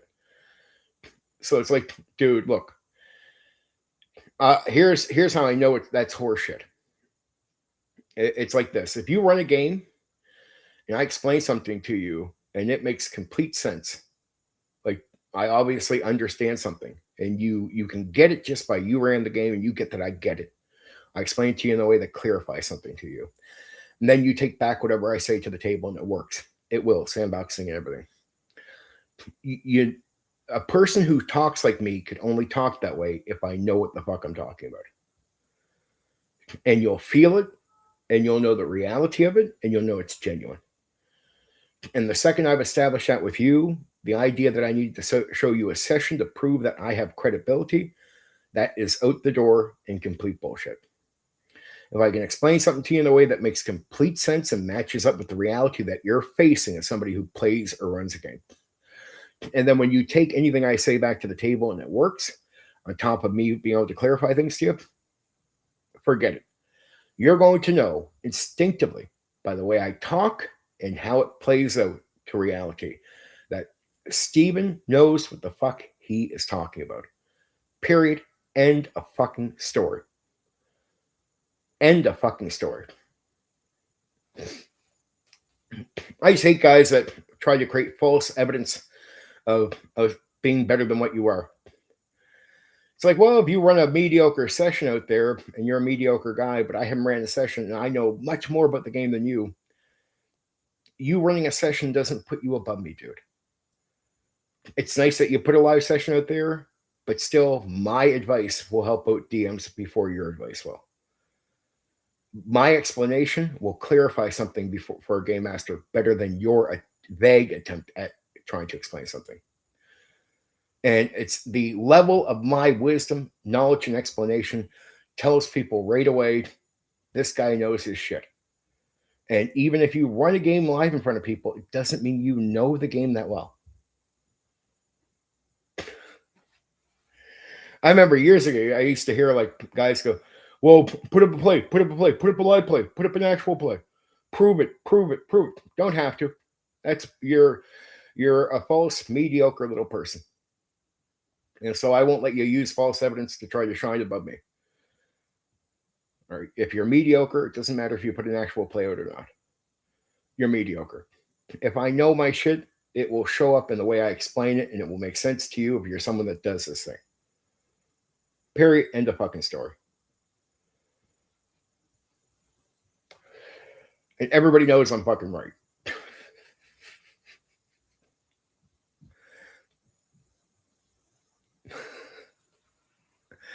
Almost time for Bushido, baby.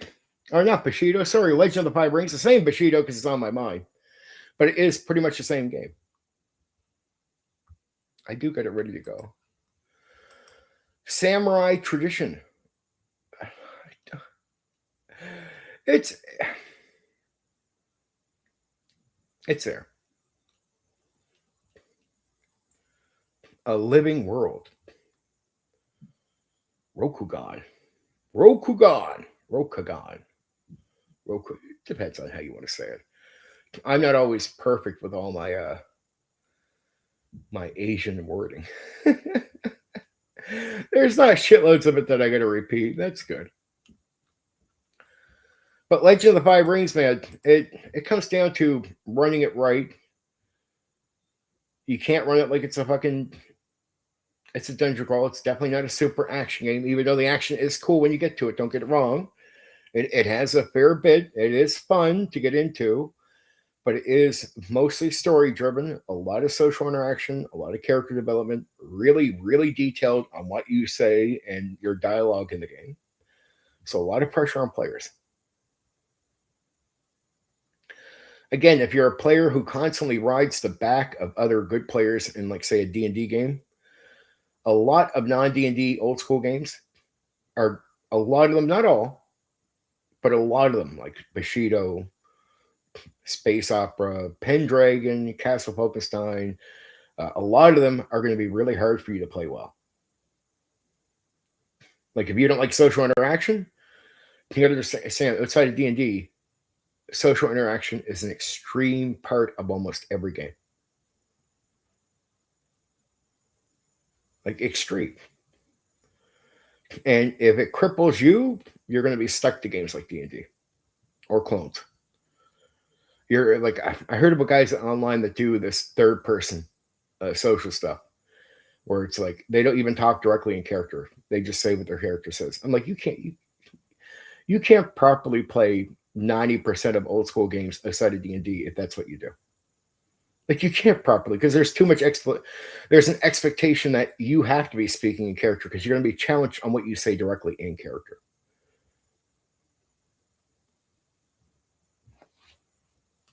So, and there's an expectation of character development through speaking in character.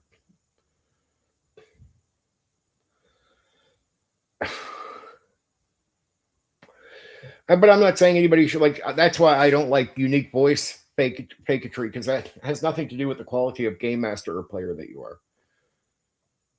Remember, the human imagination is so strong that a unique voice only really hypens up anything you're doing at the start, and the effect on your imagination is gone probably halfway through a session, if not by the next session.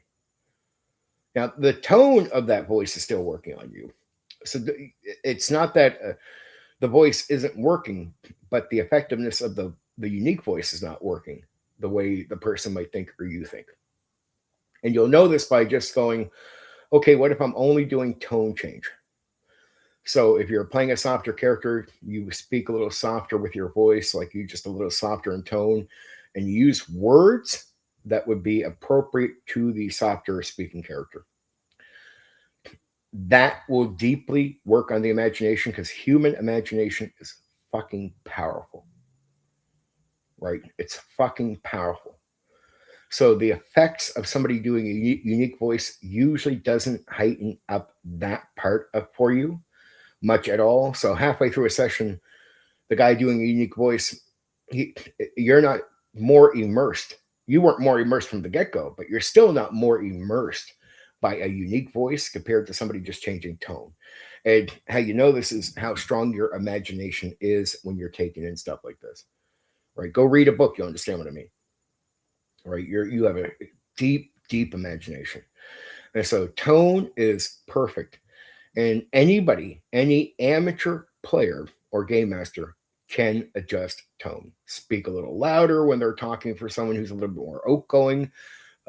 Maybe slightly tone change, like bigger guy, like your tone and the bass in your voice can be upped for the bigger character, and that works. And the only thing you got to follow up with that is speaking words that really matter. And this is important. It's a tone and words that are appropriate to the character. So you don't go. What I would say to a player is, "Your name is Tom, right?" Like, yeah, okay, Tom. You know you speak in real life, Tom, right? Okay, that's not how your characters will speak. So you now you can play a character that's closer more to you, and maybe developed and closer to more being Tom, and then you could do some of that. But you're a softer speaking character. You got a weaker character here. He's like, yeah, okay, that guy is, you have him written down as sort of a softer speaker. He's not that outgoing. But say Tom is an outgoing guy. Okay, Tom, he is not going to speak like you. So first, tone change, soften your voice, and then use words that are appropriate to the character. He's not going to talk like Tom, the outgoing guy. Right? So use words that make sense. And it helps everyone's imagination. Because they need to line the words up. The words will help them make sense of whatever character you're playing. If it's a big brooder guy that would talk a little bit more aggressive, but say you're not like an aggressive guy, you're an outgoing guy. You got to talk more aggressive. You can't talk like Tom, the outgoing guy. You got to talk like the thicker, more aggressive guy.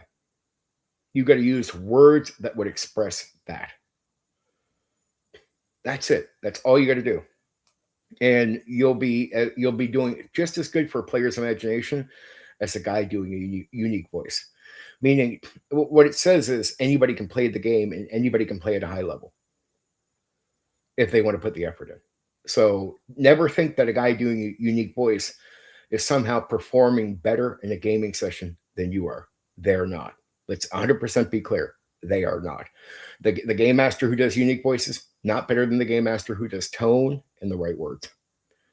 The player doing unique voices is not better than every other player at the table who's doing proper tone change and using the right words.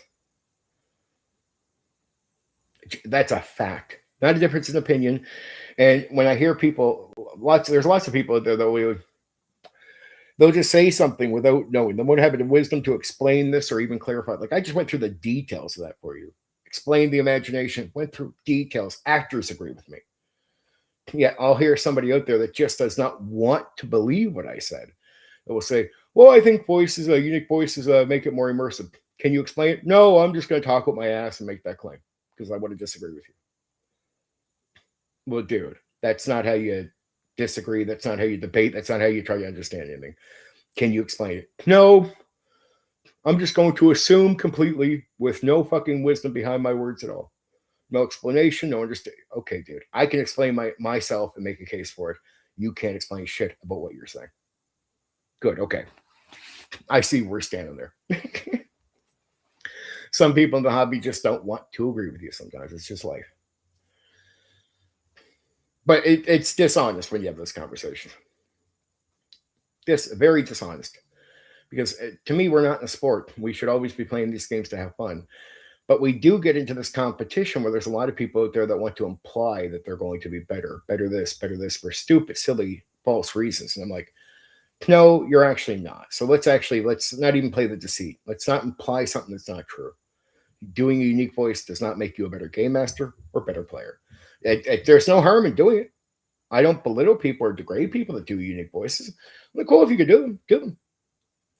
So I'm a middle ground guy. Just don't falsely claim that it makes you better as a game master. It doesn't.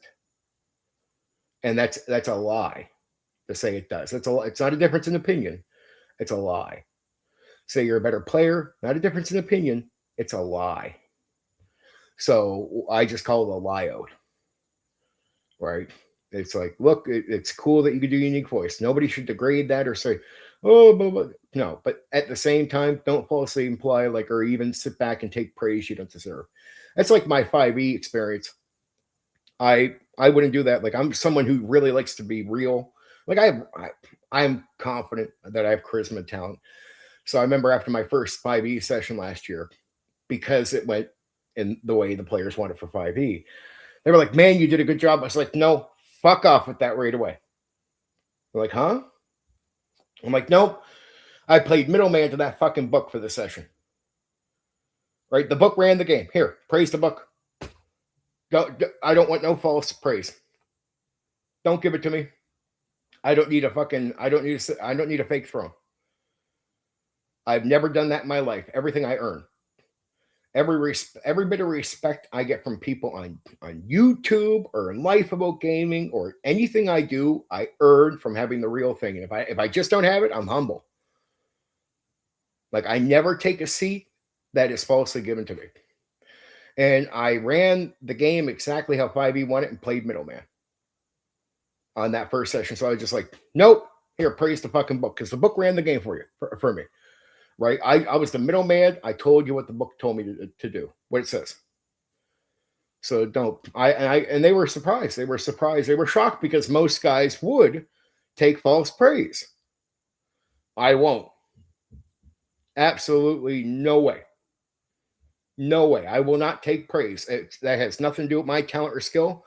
Praise the fucking book. And that's it, man. I will never have someone kiss my ass or tell me I deserve a fucking seat that I don't deserve. Like, if I earned it through talent, fine, I'll take the seat. I'll have the confidence to do that. But if it's like, no, I played middleman to the 5e book. Don't tell me I wasn't good. The book did the job for you. Here you go. Like, here you go. Just don't waste my fucking time. So I'm going to have one more of these. After this, I'm officially starting Legend of the Five Rings coverage. So yeah, I'm really stickler on that because I never want to be one of those people. They're a dime a dozen, dude. They're a dime a dozen. I don't hate people that are like that. I really don't. I don't hate. Look. You take your false praise all you want, but just dude, when you have talent like me, you don't need it. Like it's not about being egotistic, but I do look like any other human being. Of course, I like it when players tell me I've done a good job. It's good to hear good things about what you've done. It's just me being human with you. It's not about just ego rubbing here. That's human. It is nice to work really hard, have something to put out there, and have people praise you for talent that you actually have. It feels good. It feels good if somebody puts you on the throne. But to me, it's did I earn that? Was I a good game master that night? Was it my talent? Did I do a really good job for these players? Okay, thank you. Thank you for the praise. Right. But I've been somebody through life at a job I'm at. If I get praise, it's I've earned it. I work my ass off. If I get praised by players at a table, it's I work my ass off, put my talent forward, did a good job. I get praise. If I get praised as a YouTuber, it's from my content. Even though like some people like want to criticize it, I'm like, yeah, sure. You can fucking kiss my ass. Here are the guys. They like the content. And I work my ass off here, putting out good content, explaining things, making sure I'm putting all my best effort forward, putting my talent through. I like real praise. I really do, as long as it's earned. But on the 5e thing, that's why the guys were shocked because I was like, on that first session, I was like, I am not a fake. I've never needed this. I know many guys that do. I'm not going to be one of them. I'm never. I've lived 40 some years in life. I don't need it now. I'll never need this. Right? I do not need to be praised for something I have personally not achieved. You liked, I played middleman to that book tonight. I did exactly what the book said. You enjoyed it, right? You're like, yeah. I let you do social interaction without the pressure of gaming stuff like most 5e DMs because I purely wanted to have the 5e experience. And I told them before we started, I'm not going to run this like an old school DM. I want to know what it is to really do what I see 99% of people do with 5e. Like for real. I don't want to do the guard in the way and stuff. I don't want you searching through rooms. We're going to do the stuff. Like we're going to do the normal shit. I want to see what this is like. I went in, I said, I want a real experience with it. I play complete middleman like I see 99% of DMs do for 5e. Did that. They said, that was fun. I was like, here, praise the fucking book. And I told them the next session too, don't fucking bother. I don't want to hear, even at the end of the run, I ran 20 sessions, which is more than most of them would actually play on average. So at the end of the 20 sessions, I'm like, they're like, well, you did a good job. I'm like, no, it's just I just ran 5e properly. Like I'm glad you guys like the 5e experience, but that's 5e. That's the book. That's what you're praising, dude. That's it. So I refused the entire time. Even at the end, it was sort of I was happy they were happy because I'm going to be happy they're happy. But at the end, you could tell them I would like they would tell you straight out if you ever met them. Like, yeah, I was a little peeved off because it was just like one of these things where I did 100%. Like they said, like I never showed. I said this the other night, but I was really good at just hiding how I felt during gaming sessions, and really most of the whole time because it's like they could tell by the end. They're like, man, you seem like you're having like a good time during the session. Well, dude, I can put a poker face on. I'm not going to ruin your experience by showing you my true deep feelings, my any negative feelings I have, because I don't want to ruin your experience at the table. I've been doing this for decades, so I'm not going to do that. I'm good at poker face, but by the end, they knew I was unhappy. Like I said to this day, it's not against 5e people. I've nothing. Even the 5e people that played that game, they get it. I don't hate them. It's not personal. But I said, and I'll say it to this day, I've never had a worse experience in the hobby in my life than running 5e. That is, and it's the only WotC edition I've ever ran. And I've never had a worse experience in my entire life. And I've done so much like gaming like a machine.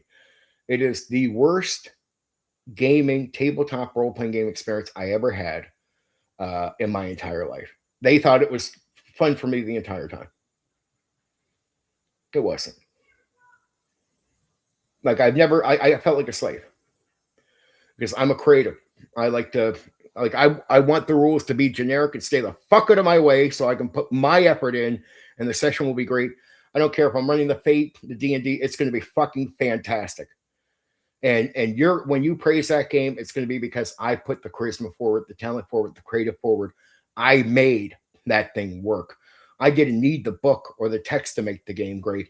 I needed that to stay the fuck out of my way and give me what I need so I can run a good game. That's what I need, right? I do not need a game holding me by the hand like I'm a fucking drooling moron and the book running the game for me. I felt like a fucking absolute slave to 5e. It's the worst experience I've ever had in this hobby in all the decades I've been doing this. Period. End of story. And I don't say that because I just want to hate 5e. I purely gave it 100%. And I was ready to fucking come out and just be completely honest about how that went for me. I ran 20 sessions consistently, no missing sessions. Did it. People thought it was a great time that did play it. All good. All good for them. So there's positive elements at the end of it that I'm happy I served people. I always have been, right? But no. So that was the worst. That was the worst experience I've ever had in the hobby. And I almost like an old timers patient. I remember so many months later, they were like, maybe you'll run it again. I thought for a minute, I even said it out loud on one of the streams, I think. I said, I don't know. I got players asking me to run it again. I don't know. I'm considering it. And then by the next stream, I'm like, oh, fuck. I had to go back through notes I had made on it and went, no, I'm never doing it again. I'm never going back to that again. I'll stay the fuck away from 5e for the rest of my life. Right? I will never, ever, ever, ever touch it again. And people know I've ran it because you can ask me for advice. Like Miles, who's a regular 5e guy, asked me for character advice. I gave him good character advice, but I hate the fucking game. I hate the gameplay. It's all mindless drool to me. Mindless dribble shit. Sorry. I'm not trying to attack people that like 5e. I just personally, not my cup of tea.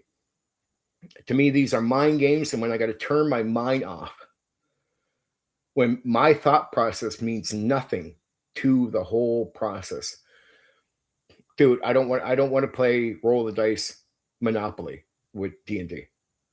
Just bores the fucking piss out of me. Bores the piss out of me. It is like going from playing chess to playing checkers. Right. And I realize when I'm reading for 5e, it's like it's thick text, but I realize it's not thick text because it's really a highly intellectual game with a lot to say. It's thick text because it fucking handholds you and explains everything. Like old school games would just tell you, well, here's what you need to know. Boom. But we're not going to tell you how you run it. We'll give you some idea what the designers want. Right. So they'll give you a designer intention, what the designer wants you to do to a degree. But then it leaves you to do it. It really depends on you. And basically gives you that type of control. You get over to 5e when you're reading through it. It's not that it's some like really deep, intelligent shit. You just realize, man, there's like 7 more paragraphs to this area because it's fucking telling me how to sit on the chair, how to look at the player, how to, like, dude, I can run the fucking game book. I don't need you to fucking hold my hand and tell me how to do this. Like, just fuck off. No, it was waste of time. I'd read through text. I'd be like, there's 7 paragraphs here. There's probably about 2 sentences worth of reading that I need. But then I'd actually read it all because I realized, well, yeah, but you want to know what? This is how the 5e guys do it. So I'll read the fucking 7 paragraphs. I'll go through and I'll do with this stupid shit. And I felt dumb. I felt so dumb at the end of 5e. I was worried that it was going to hurt me as a game master for a little while.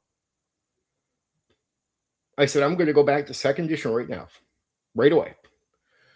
Because I'm worried my performance is going to take a small hit from that 20 sessions. Like, I was actually worried that I was going to get worse from doing that. Like, it was so mind-numbing that I got worried about, like, I hope this does not hurt my performance. I got to go back right now. Like, I did it as quick as I could, got back into a new campaign. And just said, I hope this does not damage me as a game master. Like I hope I have avoided, and I feel like I have. I've avoided any damage. But I was worried. I was worried when I was getting ready for the second edition. I just said, I hope this has not numbed my head out. Because I know that this is what some of these games do to people. They numb you out. Like I've accused third edition of that because I would notice guys that were very intelligent. They play third edition for a year, like players that have played my game. They play third edition for a year. They come back to my game, and they are fucking. It's like something bad has happened to them. They go from these creative thinkers that are fucking amazing, play third edition for a year, come back, and now they can't think their way out of a wet paper bag. I'm like, what the fuck happened to you, man? You were like one of the smartest players I had for at least 2 years. What the fuck happened? I went and played third edition for a year. Holy fuck, it's numbed you out, dude. I had to literally take guys from third edition that I had before and put them through like a therapy of getting them to think again. Because they were so used to ABC, not thinking, perception check, avoid everything. I was like, dude, we got to get you back to the thinking process. And that used to be my complaint after like third edition came out for a little while. It's like we just numb people out. I would get so mad about it because I had to personally have the experience with it. Like I would see very intelligent guys go play a game where suddenly, instead of thinking, they're rolling a dice to overtake the thinking. The feats, all the other benefits to the character stuff, less thinking, pick A, B, or C, use the feat for the bonus. So what happens in a process like that is you go from a game where you don't have all that and you got to think your way through and use your mind to playing a game where you dice roll to go through. You have your options to get through it. So the pressure for you to think your way through it is less and less and less and less. And what would happen to players over time? It's play third edition for a year, numb. It would take intelligent guys and just numb them out. It's like what they say is the less you use something, you know what I mean? It's like you have a car, but if it just sits there for a while, the less you use something, the worse it's going to get over time. Okay. All right. Here we are. Legend of the Five Rings. We're going to start now. So I see. I hope people do end up checking this one out. It's going to be really good. Legend of the Five Rings influences and birth of the game. The samurai tradition, the foundation of the Legend of the Five Rings, is the culture and mythology of samurai. Rather than treating samurai simply as warriors, the game explores honor, duty, loyalty, family, and personal sacrifice. Characters are often forced to choose between what they want as individuals and what they owe to their lord, clan, or empire. This conflict between personal desire and obligation became one of the defining themes of the game. I'll say this, these areas are very serious because there isn't a lot of combat. So the idea of social practice, what you're dedicating to your clan, it is like a real focus of the game. It's not just something like a throwaway statement there, right? Bushido. Flowing through the setting is the influence of Bushido, the traditional code associated with the samurai. Whether a character shows courage, loyalty, sincerity, courtesy, or self-discipline often matters just as much as their skill with a sword. Reputation, honor, and personal conduct become central parts of role-playing, encouraging players to think beyond simply winning battles. While Rukagan presents its own fantasy interpretation of Bushido rather than strictly historical one, the ideal shape nearly every aspect of the game. I would also say the Bushido game is a major influence on this game. Like, it's a major influence on this game. Even though personally, when I looked into this, it's almost like I think these guys somewhat ignored saying that, like, quite often, even though I could sort of tell from running the game that it was like I ran Bushido itself, not just Bushido as in Bushido, but the game Bushido. And they don't mention the influence, but when I run the game, I'm like, that's definitely here. Feudal Japan and East Asia. Rokugan is heavily inspired by feudal Japan, but it's not intended to be a historical recreation. The setting also incorporates ideas drawn from Chinese, Korean, and Mongolian history, mythology, and culture. Rather than copying any single nation, it blends these influences into a unique fantasy empire that feels familiar while remaining distinctly its own. This combination gives Rokugan a broader East Asian identity while maintaining the samurai as its central focus. The Book of the Five Rings. The game's title comes from the Book of the Five Rings, a famous 17th century work by Miyamoto Musashi. The concepts of earth, water, fire, air, and void become much more than symbolic references. They are woven directly into both the setting and the rules, influencing character creation, advancement, and the way characters approach different challenges throughout the game. The Five Rings became one of the defining ideas that separated the game from other fantasy RPGs. East Asian mythology. The world of Rokugan is also shaped by mythology, folklore from across East Asia. Spirits, ancestors, oni or ani, mystical creatures, elemental magic, and religious traditions all play important roles rather than separating mythology from everyday life. The game treats the supernatural as a natural part of the world. This creates a setting where politics, religion, and the spirit realm constantly influence one another. As you can tell, the description I'm giving this game will sound very familiar to the actual tabletop role-playing game Bushido, right? Because there's influence here. Chambara Cinema. The game draws heavily from Chambara, a Japanese samurai film genre, particularly work of Akira Kurosawa. Like many classic samurai films, Legend of the Five Rings emphasizes honor, sacrifice, loyalty, political conflict, and difficult personal choices. Battles are important, but they often serve as a result of a deeper moral or political struggles rather than existing for their own sake. Born from a collectible card game. Unlike many role-playing games, Legend of the Five Rings begins as a collectible card game in 1995. Its success led to the creation of the role-playing game in 1997, allowing players to step inside the world of Rokugan instead of viewing it from the perspective of armies and the clans. There's a real lack over, like when I was researching this, of them mentioning the game Bushido, but they might have done that on purpose. So that's why I'm personally not deep diving into that part. I keep telling you it's like I'm adding it in as sort of a side comment here, not just reading it in through the write-up I have here for it. They personally avoid mentioning it. So I'll respect that and leave it at that. But I just need to keep mentioning it a few times here just to say I think it really is. There's the card game, but how do you get to the role-playing game? Rather than simply adapting the card game, the RPG expanded the setting by exploring everyday life, individual characters, and adventures throughout the empire. The Roll and Keep system, published by Alderac Entertainment Group under the license from the Five Rings Publishing Group, the first edition introduced the roll. Oh, well, take a time out here. I'm just getting through the fluff, so you're at the perfect fucking time, right? Yeah, again, this is Legend of the Five Rings, a samurai game.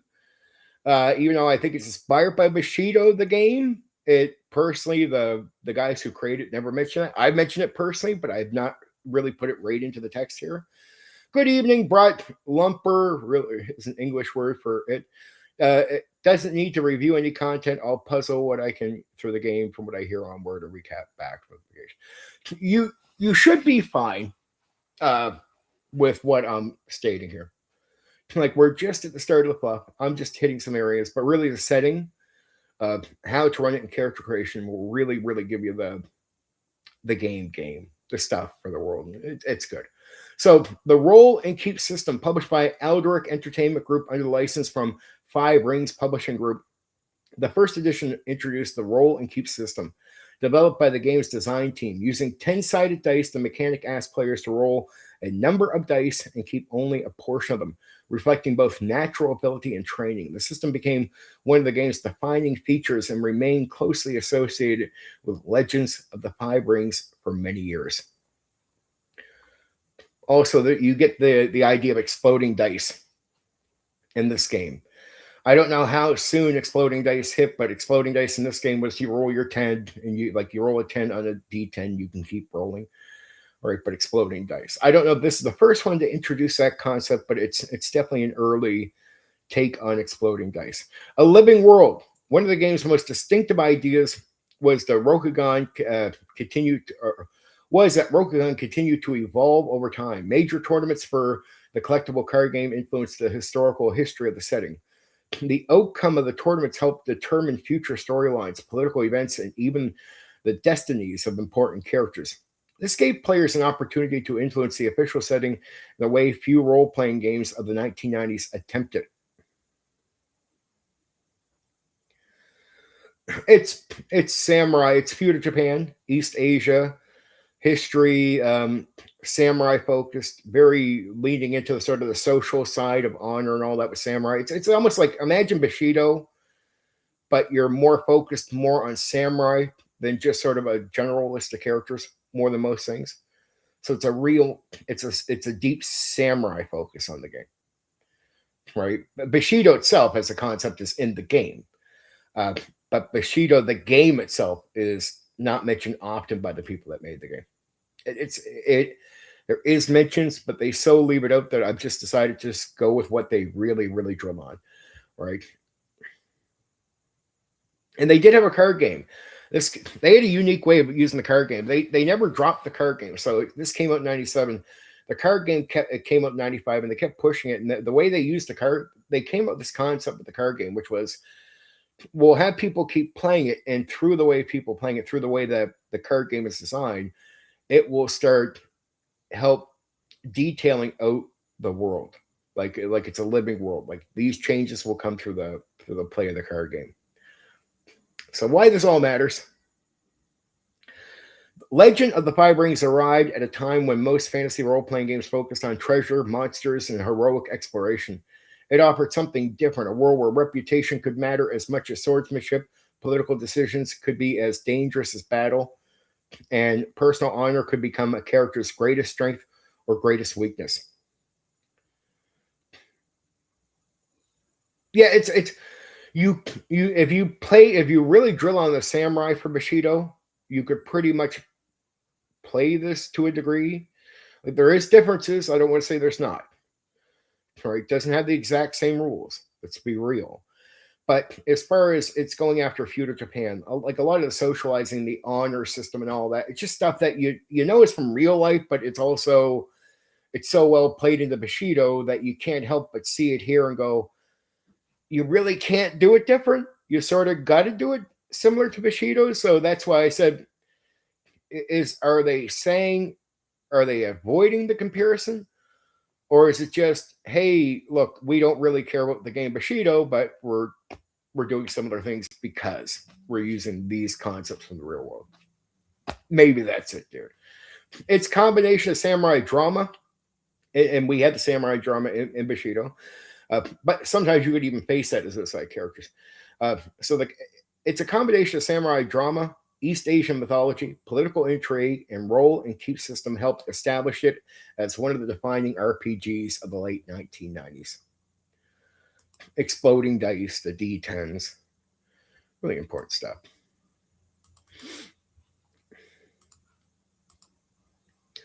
Okay. So we're going to get into how to run it. This is Game Master advice for Legend of the Five Rings, 1997. Present difficult choices. The best adventures aren't built around asking whether the characters can win. They're built around asking what they're willing to sacrifice to achieve their goals. Every important decision should carry consequences, forcing players to consider more than the quickest or easiest solution. It just really says the game expects you to look at the duty and honor system of the samurai and challenge it. And they think that is the main part of the challenge of the game is, look, samurai have a very strict way of life. So in a way, they can live a very simple life and play to it. But for you to play a game where you do a bit more than that, you are going to constantly be faced with difficult choices. And difficult as in difficult, not compared to the way you would think of modern days, but difficult compared to the way the samurai would think. And as a game master, your job is, yes, to pretty consistently challenge that. It's like, think about challenging the morals and honor of the samurai in the same way you might challenge higher level characters in D&D in the dungeon would encounter for fights. So think about like social combat, or like in this case, decision making combat, right? And so it's constantly put them in situations where your honor says, do this, let somebody die, or maybe even kill somebody because they've crossed the line. But you'll have moral reasons for letting that person live. Like, so there's the honor, there's the code, but then there's these moral things. And these three things, trying to put them together and get the right answer is hard. And so you should be presenting choices where to do the good thing might be to dishonor yourself, or to honor yourself might mean you have to do something you think is morally cruel. And a game master has to understand this game expects that to be challenged all the time. That is part of the game. That's a design intent. So the designer intends you, the game master, to constantly challenge it. And if you're not, then you're just running it how you want. You'll run it in a generic way. Could end up being boring. But you definitely would not be doing what the designer intends you to do. It doesn't mean every second of every part of the game is to hit this, but quite often things should be put in front of samurais that are going to sit there and challenge these three things at the same time. It's like, don't make it simple. Well, it's an honor thing to go help here, right? But is that a difficult choice? No. Okay, it's just honor. Okay, it's honor over here. Okay. Well, dude, that's easy. So you're meant to be playing a game where you're challenged. And this is the challenge in a game like this. Not so much a combat, but this. Use honor, glory, and status. Honor, glory, and status are more than numbers on a character sheet. They are tools that help shape how Rokugan responds to the characters. A respected samurai may be trusted with greater responsibilities, while dishonorable actions or poor decisions can damage a character's standing long after the immediate adventure has ended. Use these mechanics to reinforce the setting instead of treating them like statistics to track. So, it's if you'll stick to the honor thing and sometimes let something happen that you think shouldn't happen, it's, hey, there's benefits. But if you decide to break honor to save somebody or let somebody live, it could feel good, but it could make other parts of the game very challenging, and make it very challenging long after you get back off the adventure. Right? Because you start meeting more people that find out now they don't want you coming in. Now offers aren't made. Now responsibility is not given to you. So it's a constant weighing of, do I go for this? And then it's like, are you okay with some honor and having some people that will be okay with it? And is every NPC automatically going to, is there going to be, it should be nuanced like this as a game master too. Other advice would be, most NPCs would probably go, okay, we can't socially trust you. Even if we're not mad at what you did, because of the pressure on us, we can't be seen as being okay with you, right? And some just might not be okay with you because they're stuck to order. Some might be like, I can't really be okay with you, even though I sort of am, because publicly it would look bad on me to be good to you. And then some might be like, well, if you do a few honorable things, I'm willing to take some heat because I have enough respect to maintain my position and still talk to you. But the further down you go dishonoring yourself, maybe to do moral things, the harder it is to keep connections, get responsibility. So it doesn't mean there's not other things to do, but just understand it doors close. Sometimes, oddly, the more moral things you do, some doors will be open to you. Because there might be guys that are underground guys, but that's really to the game master to be very creative and nuanced like that. but it's still limited. It's still limiting. It's obviously going to be easier the more you stick to the honor system. That's the point. Like socially, it's just easier in general. So you can take the more challenging road to be good. And sometimes you can just outthink the situation. That's another challenge to players. Sometimes there is a way to keep your honor. And it's okay to defeat the challenge like that too. Right? There's nothing wrong. The game master hasn't failed. The game isn't broken, but it is going to challenge you. It could be a situation where it's like your honor, okay, you should let this person die or even kill them. Or the moral thing is to let them live because they have kids. Is there a middle ground? Well, there possibly is, and there might not be clear, but if you can come up with one, we can get there, right? And then how much honor, maybe even the way you balance it out. If most of the time you do the honor thing, but every so often you do the moral thing, but you do it in a way that still is you could probably even keep high honor as if you've done more. So it's all in cleverness, nuance, and complexity. I just want you to think about it that way. Every clan has its own perspective. The great clans should never feel interchangeable. Each has its own traditions, priorities, and philosophy. Even when several clans share the same goal, they may disagree completely on how it should be achieved. Present situations where those different viewpoints naturally lead to different solutions, allowing players to appreciate what makes each clan unique. This is another part of the nuance I'm telling you. It could be a clan where to them, this action is dishonorable. But to another clan, that's the right thing to do. That might mean that clan will take some heat to help you out. Or again, if you can go to the clan that is more leaning towards what you're willing to do and they'll give you respect, it could save you. But that's only if you could even maintain something with them. So every clan has a deal here, and that'd be important what clan you choose in the long run too for what you're doing, right? Remember the social order. Rokugan has a clearly defined social hierarchy. Rank, family, position, and etiquette all influence how characters interact with one another. Knowing who should speak first, when to show respect, and how to behave in formal situations can be just as important as succeeding in combat. You could lose honor just from terrible communication. I'm not joking. You could be in Roku, you could be in a city or a large town, and if you keep speaking to people the wrong way, that starts damaging your reputation. Like for real, without going out and doing anything bad or good or whatever, you could start finding yourself like, well, we heard how you spoke to him. We don't want nothing to do with you. Door closed. But that is a serious thing in a game like this, just like it was with the Bushido game. It is here too. These customs help make the Empire feel distinct from a typical fantasy setting.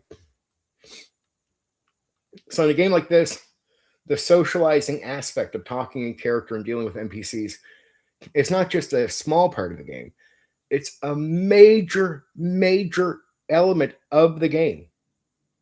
Major. So you better be okay. You better want to play in a game like this. So every line of dialogue is important. It's not like D&D. You can't just casually speak. You can, but like Bushido, it does this. It doesn't care if you get in and carelessly speak as a new player. There'll be consequences. You can go to court for talking to someone a certain way. You can be cut off, and the consequences have to be faced. The game master has to enforce them. And the idea is not to be mean to you, but to teach you the game. So in that first form of the character, you might completely collapse in gameplay because of what you're saying. So on the next time you're playing, or maybe even as you keep playing that character, you don't get so careless anymore. Now you watch what you say. Now you make sure you know who you're talking to. And understand that's how you're meant to play the game, but you're also meant to learn it like old school, which is not like the game walks you, handholds you walking through it. It's just going to tell you there's going to be consequences, and the consequences, just like being in a dungeon in D&D, where you run carelessly into the gelatinous cube and it kills your character. Well, now you know to pay attention to everything ahead of you. Or something attacks you from above. Now you know to pay attention after that happens to making sure you're looking at your surroundings and not being careless as you go through an area. Bushido is, or not Bushido, but this game and Bushido, but the Legend of the Five Rings also expects you to sort of look at the social interaction part as if This is the dungeon of this game. Let reputation travel. In Rokugan, reputation spreads quickly through families, courts, military service, and political connections. Acts of courage, wisdom, recklessness, or dishonor rarely remain private. The character should discover that today's actions may influence tomorrow's opportunities, alliances, and rivalries. So when you're out there in the world, everything you're doing is probably going to cycle back to people. So don't think what you're doing is doing in private. Most of it will cycle back, and most of it will influence how things go. I actually love games like this. I love Bushido for the stuff like this. I think the Legends of the Five Ring does a very excellent job. I love the fact that it does focus on samurai for this. Bushido does it a little bit differently. It lets you have a variety of different experiences if you don't want to just do samurai. But if you really like the samurai lean in, this does it really well. This gives players a reason to think beyond the immediate adventure. So the adventure is just not succeed. Even if you, I guess, succeed, it's how do you succeed? And then how does that affect you later? Good, bad, in between. Make conversations, social interaction, meaningful. Not every victory comes from drawing a sword. Negotiations, formal audiences, investigations, and social encounters should carry genuine importance. And it really can. A respectable conversation may prevent bloodshed, while poorly chosen words can create lasting enemies. A failed negotiation can produce just as much drama as a lost battle. Oh, Bill, if I before I got to this, I did Bushido. I love this and Bushido. Slightly different gameplay on the dice rolling, but this is samurai focused. Bushido has it's like Feud of Japan with, it's not just samurai focused, but you can do the samurai thing. This one is samurai focused. Like knowing that you like bunnies and burrows, that changed. I knew you're a D&D guy that liked the D&D stuff. And Mysterious, very, very creative, a lot of fun stuff. The second I realized you're into bunnies and burrows, this you'd like. Because it's reputation. It's so much like the way you talk to, if you're somebody lower to somebody higher, the honor system. And the Game Master is meant to challenge the samurai honor code system. Like to give you like a, like it's, the moral thing might be you let the person live, but the honor thing says you've just broken your honor, right? It's very complex in that area, and the Game Master is there meant to challenge quite often that side of your system as a samurai. And it doesn't mean you can't find a middle ground where you can keep your honor and still let somebody live. That is a challenge on you to figure that out. Or you actually take a life of somebody to keep your honor, or you even take a risk at risking your honor to let somebody live. And there's benefits to keeping your honor. There is definite benefits in sometimes the middle ground for finding that middle ground. There can be some benefits, but just less overall from actually letting somebody live and doing the moral thing, depending on the clan that you're dealing with, right? So there's a lot of complexity here. Reputation matters, everything, even how you speak, not just your actions out in the adventure, right? But it's definitely in that vein of, it's not a big, when action comes, it is fun. And it is a game. I don't think Felix here ever see him comment. Sometimes Philo gets here and he'll be quiet for a bit. Depends. I don't know. Sometimes he'll say hi, especially when Black Rose is around. So probably not right now. But yeah, it's a very interesting game on that aspect. There's just a lot more than just action, but it does 2d10, and it does have like a multiple d10s that you're rolling mainly, and then it can have exploding d10s. It has some of the early ideas for exploding dice. So if you like that type of shit, that's a quick rundown of some of the stuff you missed, but I'm going to keep going forward here. Make conversations, I said, meaningful already. So failed negotiation can produce just as much drama as a lost battle. So think about interaction, just like Bushido. Interaction is just as challenging as, say, being in a fight in a way. because you can carelessly lose and get yourself in trouble. You can succeed and create fucking connections that get you major jobs just based on what you fucking say to a person.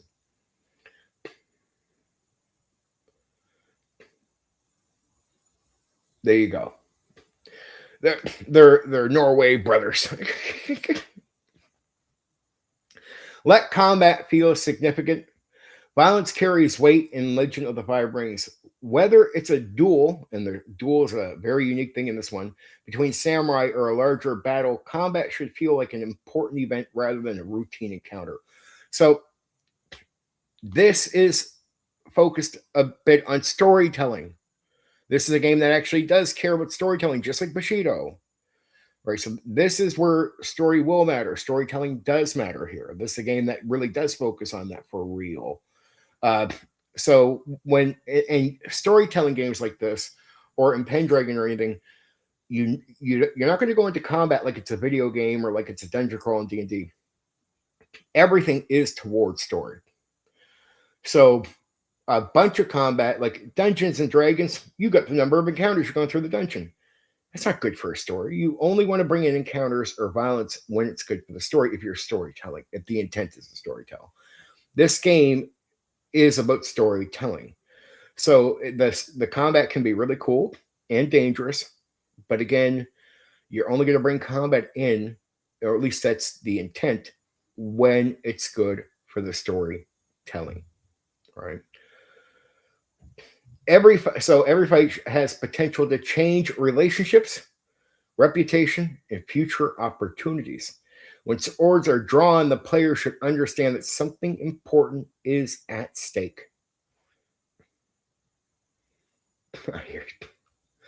Balance court and adventure.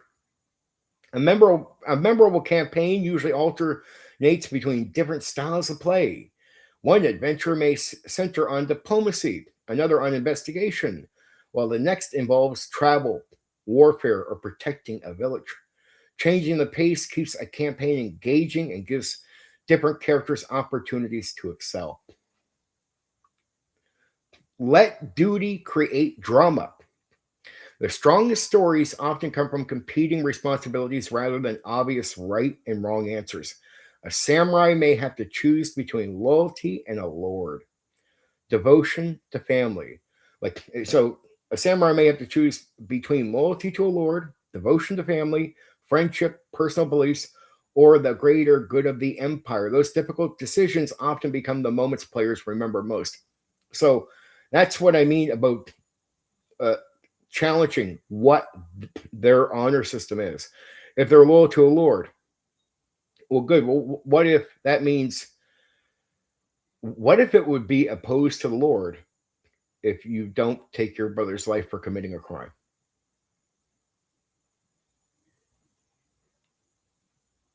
Imagine your brother got caught doing something really bad,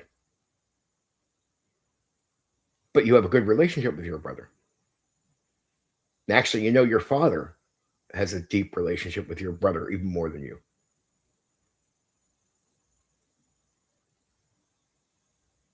But as a samurai, your duty would be end him. Oh, what if it's your best friend? What if it's in front of his wife, who's your sister? So understand how deep this can really get. And as a game master, you are meant to play on this shit. And you want players who take this serious. You don't want players who just don't care about, like, it's not a video game. I want players who take this shit serious because I want this stuff to feel like the challenge it should be to them. Right? I want them to feel it. Now, it doesn't mean you always do something this deep to players. Right? It could just be, hey, you run into a guy who you've seen his kids and his wife, and you look at what he's done, and as much as your duty is to, you, for the sake of the Lord, based on law, you should end him. You could see why maybe ending him is not the right answer. Depends. It depends on how you want to judge it, but it depends on me, the game master, to make sure I put that challenge in front of you.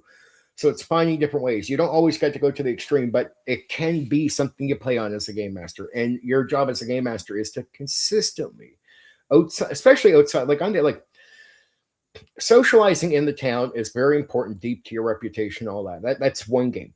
That's one part of the game. When you go out on these places, these runs, adventures, this is where you should consistently run into the issues, because your honor and your duty is just something the world is always going to fucking challenge. Build a living empire. The empire should continue to evolve whether the characters are present or not.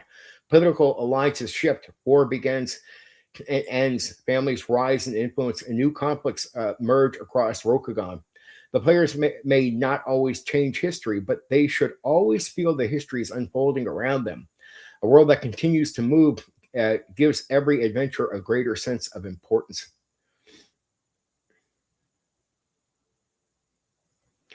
Well, that's I want that feel. Like, this is part of.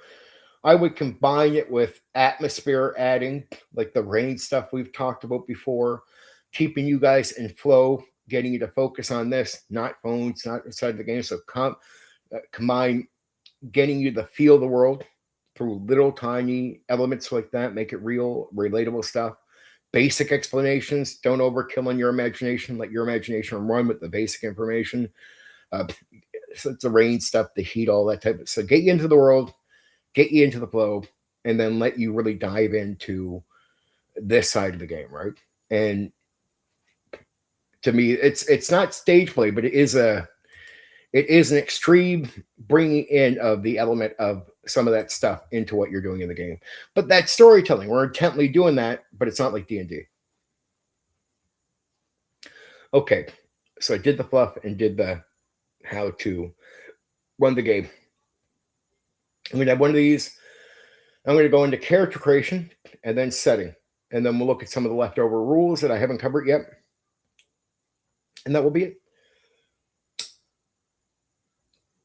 I do the criticisms in that, but for some games, I stopped doing them because it was really good to do it for D&D, because old D&D has a lot of these criticisms and positives, and they're meaningful. But a lot of people haven't played these games, so the old criticisms are not that popular or well known or even worth bringing up for most. I realize after so long, it's like, I mean, unless the game is known for having critical, really big debates, it's an area I've just stopped covering for most games. I think I mentioned common sense if I think there's an issue with something, right? But I just don't bring up because most of the criticisms from old people would be confused. They seem really basic, but I'm like, they're really basic because it's how lacking of the understanding players have. Like a lot of games, even if they're simple and generic in their rules and the way they're laid out, also the way you're expected to run them can be extremely difficult. Ironic. The dice are simple. It's generic laid out here, but the way you're expected to run it is very difficult. It's not even based on the rules, just the way you're meant to perform.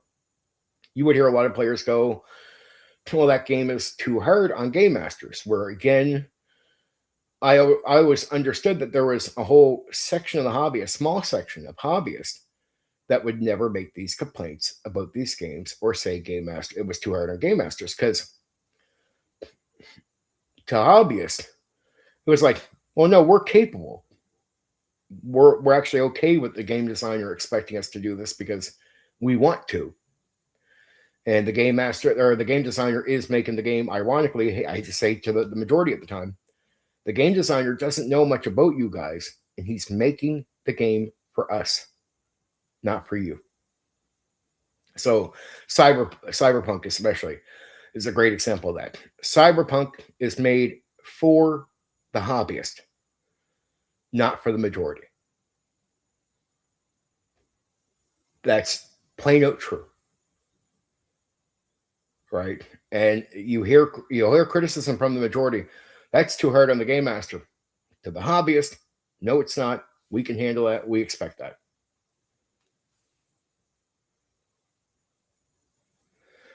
So depends on who you're talking to when you would hear these things, right?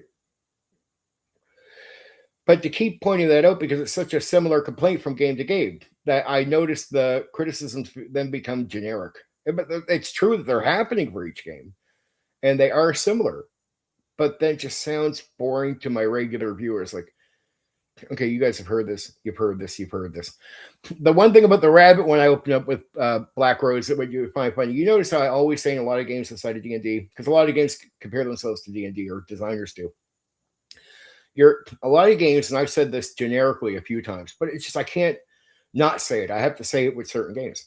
You're making a person, not a hero. You're making a person, not a hero. I know you've heard me say that more about when it comes to character creation, for example, with more than one game. Well, it doesn't exactly say that with the bunny game, bunnies and burrows, but I had to put for just shits and giggles yesterday. I don't know if you got to, I think you got close to the end, but when I started the character creation up, I said, okay, remember, you're making a bunny, not an adventurer. And I put that in on purpose. Just because I've said it so many times, because designers will say this. You're making a person, not a hero. You're making a person, not an adventurer. You're making a regular person. Like I did with Tribe 8, like I've done for many of the games that are outside of D&D, right? Because it's a statement that is true and said by people for each one of these games, right? So I'll make the statement. I had to say, because I was like, for my regulars, they should find this sort of cute and funny on the bunnies and burrow games. Remember, you're making a bunny, not an adventurer. I love the game Bunnies and Burrows, but I had to put that in there. As for regulars, they should find that a little cute and funny. Right? I was like, I was hoping you guys would get the play on that, right? You've heard enough times where I say, it's you're making a person, not a hero. You're making a person, not an adventurer. And a lot of games, you are just making a person. Oh no, well, that's why I figured you might not have checked the whole thing out. That's why I wanted to tell you about it, right? Just telling you about it, I thought you'd find that funny just hearing about it tonight. So it's like I got to that part and I had to put that down on purpose. And I'm telling you because I know you've heard with other games. I know you've heard me say you're making a person. We could say Tribe 8 or some other game. Like I say Tribe 8 as recent, but there's a lot of non-D&D games where you really are just making a person. Like the intent is to make a person first, right? Oh yeah. Yeah. I've definitely heard about it. People were drilling on me. Oh, there's Philo. Bill was asking about you earlier. There's Philo.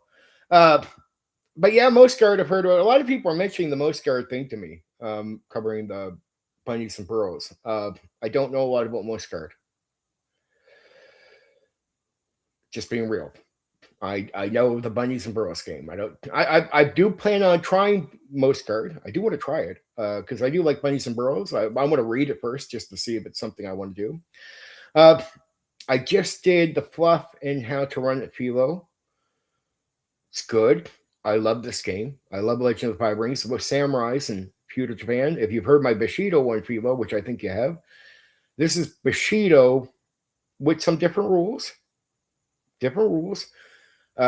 With a heavy focus on samurai.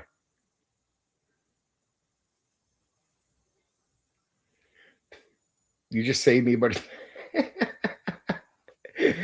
Bill was asking, and Black Rose was like, I think he's like 40 or so minutes away from me.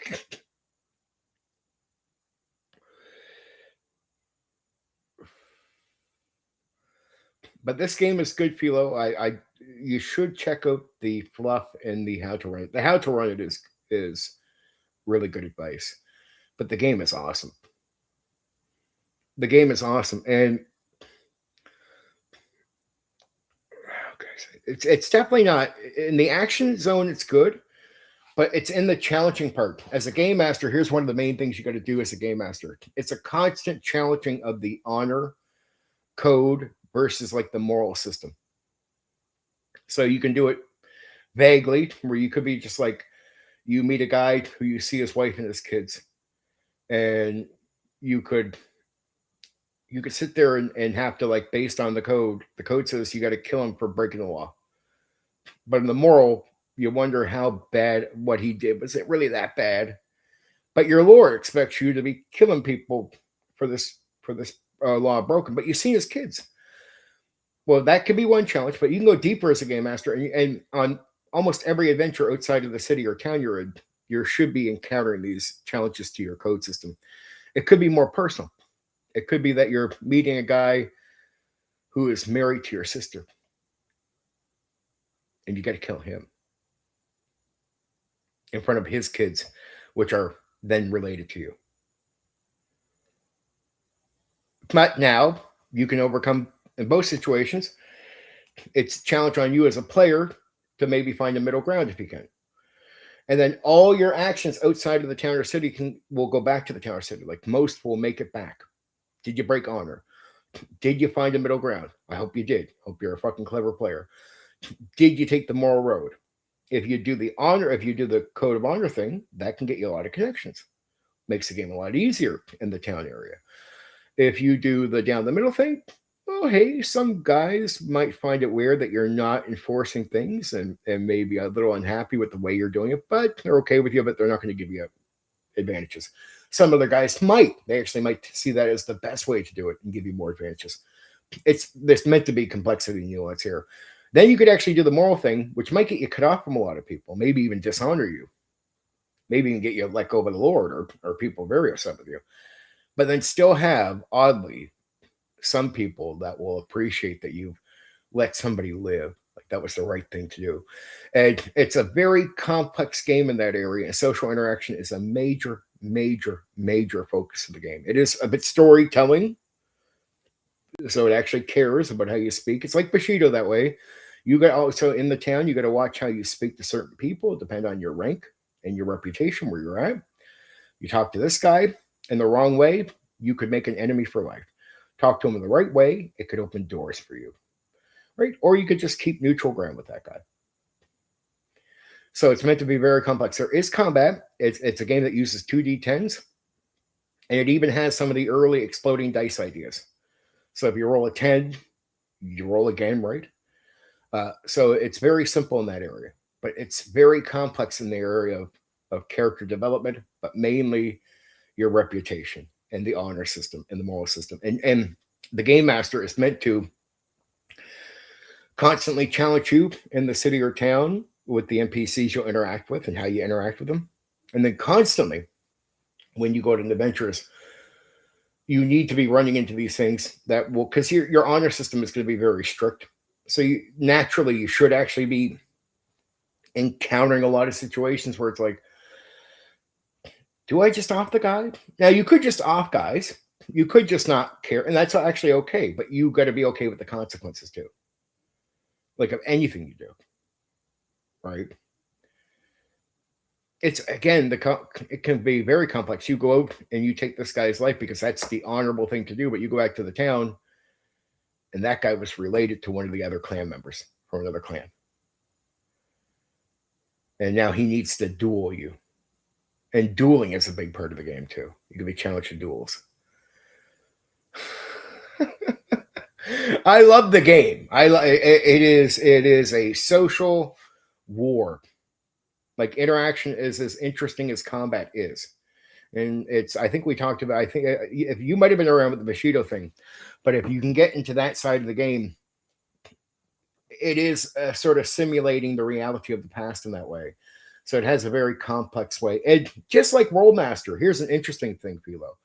You like Rollmaster, part of it, you like the realistic part of combat where you can get so damaged that you're out of the fight before you're even dead. Well, in this game, you can just about cripple your character socially so bad that you're done. Your character's not even dead. But the amount of work to get them back in any position of any work it feels like a crippling part of the game. So if you can take it as looking at it like Rollmaster is combat in that way, well, in this game, the socializing aspect can give you the same sort of detailed damage, right? To the point where you're fucking crippled just based on bad interaction or bad decision making. Now, it's okay if you play someone who's cruel. It's all okay, but again, there's meant to be consequences potentially for everything and advantages for everything. So it's just basically what can you live with What advantages are you going to be okay with, and what consequences are you okay with facing? They will exist almost no matter what you do. So it's just, what do you want to face, right? Shogun Total War TV show, Shogun from the 80s. Here's what you like. Here's what, this is really going to make you feel good. It's not specific. It's not meant to be identical to the real feudal Japan. East Asian. It's East Asian. It's meant to be more like the Total War, the TV show Shogun. It's more meant to be that. So I'll tell you right now, the fact that you know the show and the game, that's super effective for this game for you. Like, so you'll appreciate that. And then there's some information just in the text. So if you get the game, you'll appreciate there's added information you can read. And then that show would be super fucking effective for you. Super effective. I gotta say, Bushido's the same thing too, I would say. So there's no expectation, and the game understands that there is no expectation that you have to be suddenly a historian. Bushido understood that too pretty well, and I'm glad this game gets it too. And it's based off a novel and a card game, understand. But it doesn't expect you to be a Japanese historian. So it's going to, first off, and there's another side of it, Philo. It's a game where, in D&D, Philo, you get in, and I explained this to these guys earlier, but I think this is the best way of learning the game too. You don't have to know everything, and it's just like, oh yeah, 1,000,000%. But here's what you'll appreciate too, Philo. Make it easy on you as a player if you ever play it. If you run it, you definitely want to watch first, because that's going to help you run it. But you don't need your players to learn much. So, in D&D, you could be the guy who carelessly walks down the hallway and runs into the gelatinous cube, right? And your character dies. And what does the game expect? It doesn't expect you to know that. It expects you to learn from, like, as a consequence. You died. Okay, start a new character. Okay, gotta watch when I go down there. Or you get something from the ceiling attacks you. Okay, gotta pay more attention to what's around me. Yes, you do. This game is the same, just like Bushido. So it's a game where it doesn't expect you, the player, either to be an historian. It just says, look, you're going to get in. And if you fucking talk the wrong way to someone, you're going to find out right away. You're going to have an enemy. You're going to have consequences. You can be considered to have broken the law. You're in front of the court. And you're going like, okay, so in the future, I don't talk that way to somebody. Not if you have a certain rank in life, right? Or status. You'll learn. So the game is actually okay with you learning. It's actually okay with you bumping your way through. It's actually completely okay. So the idea that you need to fucking blow your fucking mind up to play the game, nope. So if you run it, it should make that more attractive for your players. But you got to tell them it's just like old school D&D, right? As long as they're willing to face the heat, then okay, you don't get to fucking blow their heads up. But the way they learn is through the actual experience in the game.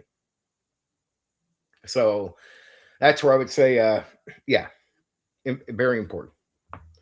Very important. All right, let's jump into character creation. All right, Legend of the Five Rings. This is a 1997 game, mind you. Character creation, build a samurai, not an adventurer. Character creation begins with a different mindset than many fantasy role-playing games. You're not creating a wandering hero looking for treasure or fame. You're creating a samurai who already has responsibilities, a family name, and a place within the empire. Who you serve is just as important as what you are capable of. Your clan is your foundation. One of the first most important decisions is choosing a great clan. Your clan influences your outlook, traditions, strengths, and the way other people see you. It isn't simply a collection of mechanical bonuses. It establishes your place in Rokugan before the story even begins. Take the time to choose a clan whose values and philosophy match the type of character you want to play.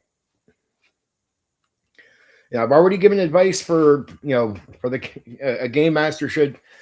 You really need to play up the differences between the clans. So what it says about them, you got to make that a reality in their reaction, right? It can't be generic from one to another. So the difference is important. But just to say, once you have a game master that's running that right, this becomes deeply important, your clan choice. Your family shapes your character. Within each clan, your family adds another layer of to your identity. Families have their own reputations, responsibilities, and specialties. This choice helps explain your upbringing while giving the game master useful allies, rivals, and connections to draw upon throughout the campaign, which is important for a game like this. So, your clan is going to give you, and it's going to give you what you'll like about this. Here's what makes it almost easier to play too. As you're choosing these things, it makes it a lot easier for players paying attention. It will give you direction on how to play. Like your clan's going to give you some idea of what's expected, like what kind of play you want to do, and then you further that by then choosing your family. You know what you think doesn't too conflict too much with that type of thing, right?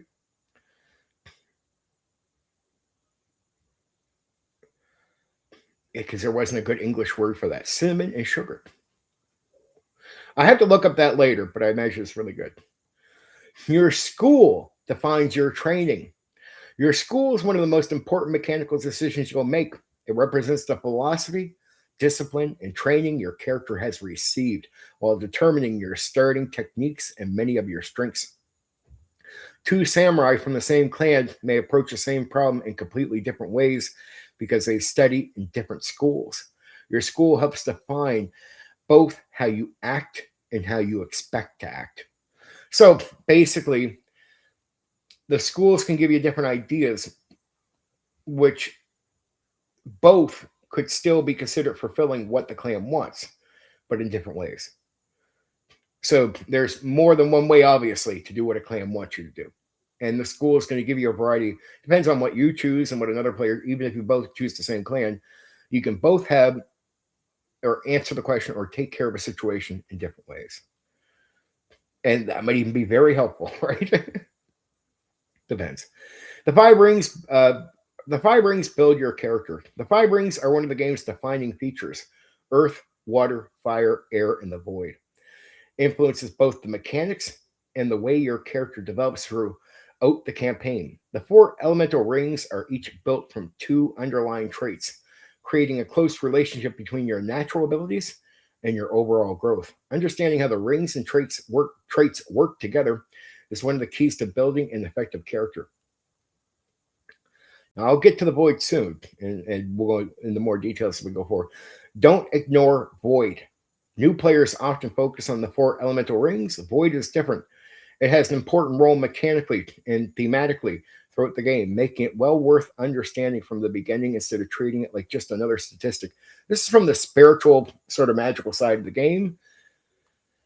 I'm being a bit vague here about it, but I'll get into more details soon.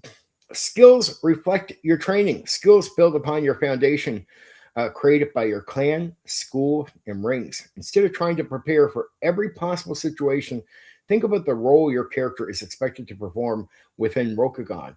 A courtier, duelist, Shugenja, and Scout each develop different areas of expertise because their training prepares them for different responsibilities. It's basically it's saying look at the expected, like what you're expecting in gameplay, what you're expected to do, and it'd be better overall to make sure the skills aren't just like, does this skill help to that? No, don't just pick a skill because it's cool. Pick a skill because it's helpful, right?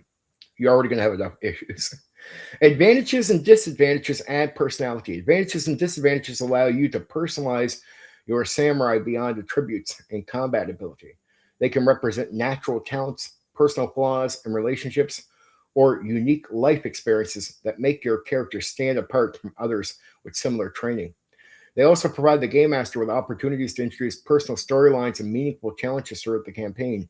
Choose them because they make your character more interesting, not simply because they offer the greatest mechanical benefit. So you can sort of measure out these advantages and disadvantages. Uh, in old school games, what's considered disadvantage sometimes is, I almost don't even consider it completely disadvantage because it's more like you look at it, you realize oh, there could just be an interesting gimmick done with your character based on that thing. And it's the same here. Think about your duty. Every samurai serves someone. Ask yourself, who do you serve? Who depends on you? What responsibilities come from your own ambitions? What expectations does your family or clan place upon you? Answering these basic questions helps create a character that naturally fits the world of Rokugan. And the text doesn't obviously ask you to answer each one of these things. This is something I asked players to do when they were playing the game, because I looked through it and I was like, I realized, just like Bushido, it's good to really understand these details, right? Get them in so you can understand a lot more about your character, because it worked for Bushido. It works here too. Leave room to grow. Your character doesn't need to begin as the perfect samurai. Some of the most rewarding campaigns comes from watching a character's understanding of duty, honor, and leadership and responsibility evolve through experience. Remember, I told you it's okay to get in and trip a little bit over yourself. Learning growth isn't just about improving your abilities, it's also about discovering what kind of samurai your character ultimately becomes. So, mistakes develop people as much as getting it all right. Like, it's like you don't got to get everything right. Just be okay with, okay, that's interesting, or the skill that didn't seem so useful. How do you make it useful? How do you adjust what you're doing? Right? So it's about learning.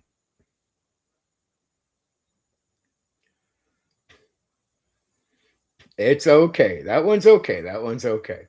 I'm not droning you right away. As long as you're not going into fucking recipes and we're not sticking to fucking cookbooks. No, Philo was just mentioning that right quick after the samurai stuff. So I don't mind that. That's appropriate. That's appropriate. But yeah, not droning you yet. Legend of the Five Rings, 1997, the setting. Welcome to Rokugan. The world of the Legend of the Five Rings is the Empire of Rokugan. Rather than presenting dozens of unrelated kingdoms, the game focuses on a single empire made up of powerful clans, noble families, religious traditions, and long-standing rivalries. It's almost good too, because you can get so much out of just this one thing that you're not going to play this game like you do D&D. I just got to be real with you. So do you need like a fucking world for 5 million experiences? No, you don't. Oh no, Philo, you weren't. You weren't. That's we're good. Well, sensible. But if it did turn into a fucking cookbook with recipes, then okay, this creates a setting. There is a cartoonish theme to the game, or is it real life grittiness? Just asking, since I played Exalted before and it has a cartoonish feel to the max. It's gritty. It's Last Samurai. Like in feel. It's meant to be that way. There's definitely the Last Samurai movie type of gimmick. You are it's I mean, it's not anime, but even anime, some of the anime can take this stuff very serious. It depends on what anime I'm talking about. That's a vague answer, so I won't say that. But yeah, I'll say The Last Samurai. Yeah, we're very serious. It's not meant to be like a Ghostbusters cartoon. Like there's not comedy in that way. It's meant to all be taken serious. It's Bushido. Bushido is not cartoonish. Yeah, so very serious in that way. It's not so serious you can't have no fun. Oh, I actually mentioned that name. Is it that kind of style? Yeah. Yeah. 1,000,000% right. Philo, no, I think you mentioned this before Bushido too. I think it might have been you. You know a bit about this. Yeah, totally. Totally. Totally. 1,000,000%. This creates a setting where politics, military service, diplomacy, and personal reputation are all deeply connected. Everything begins with understanding your place within the empire.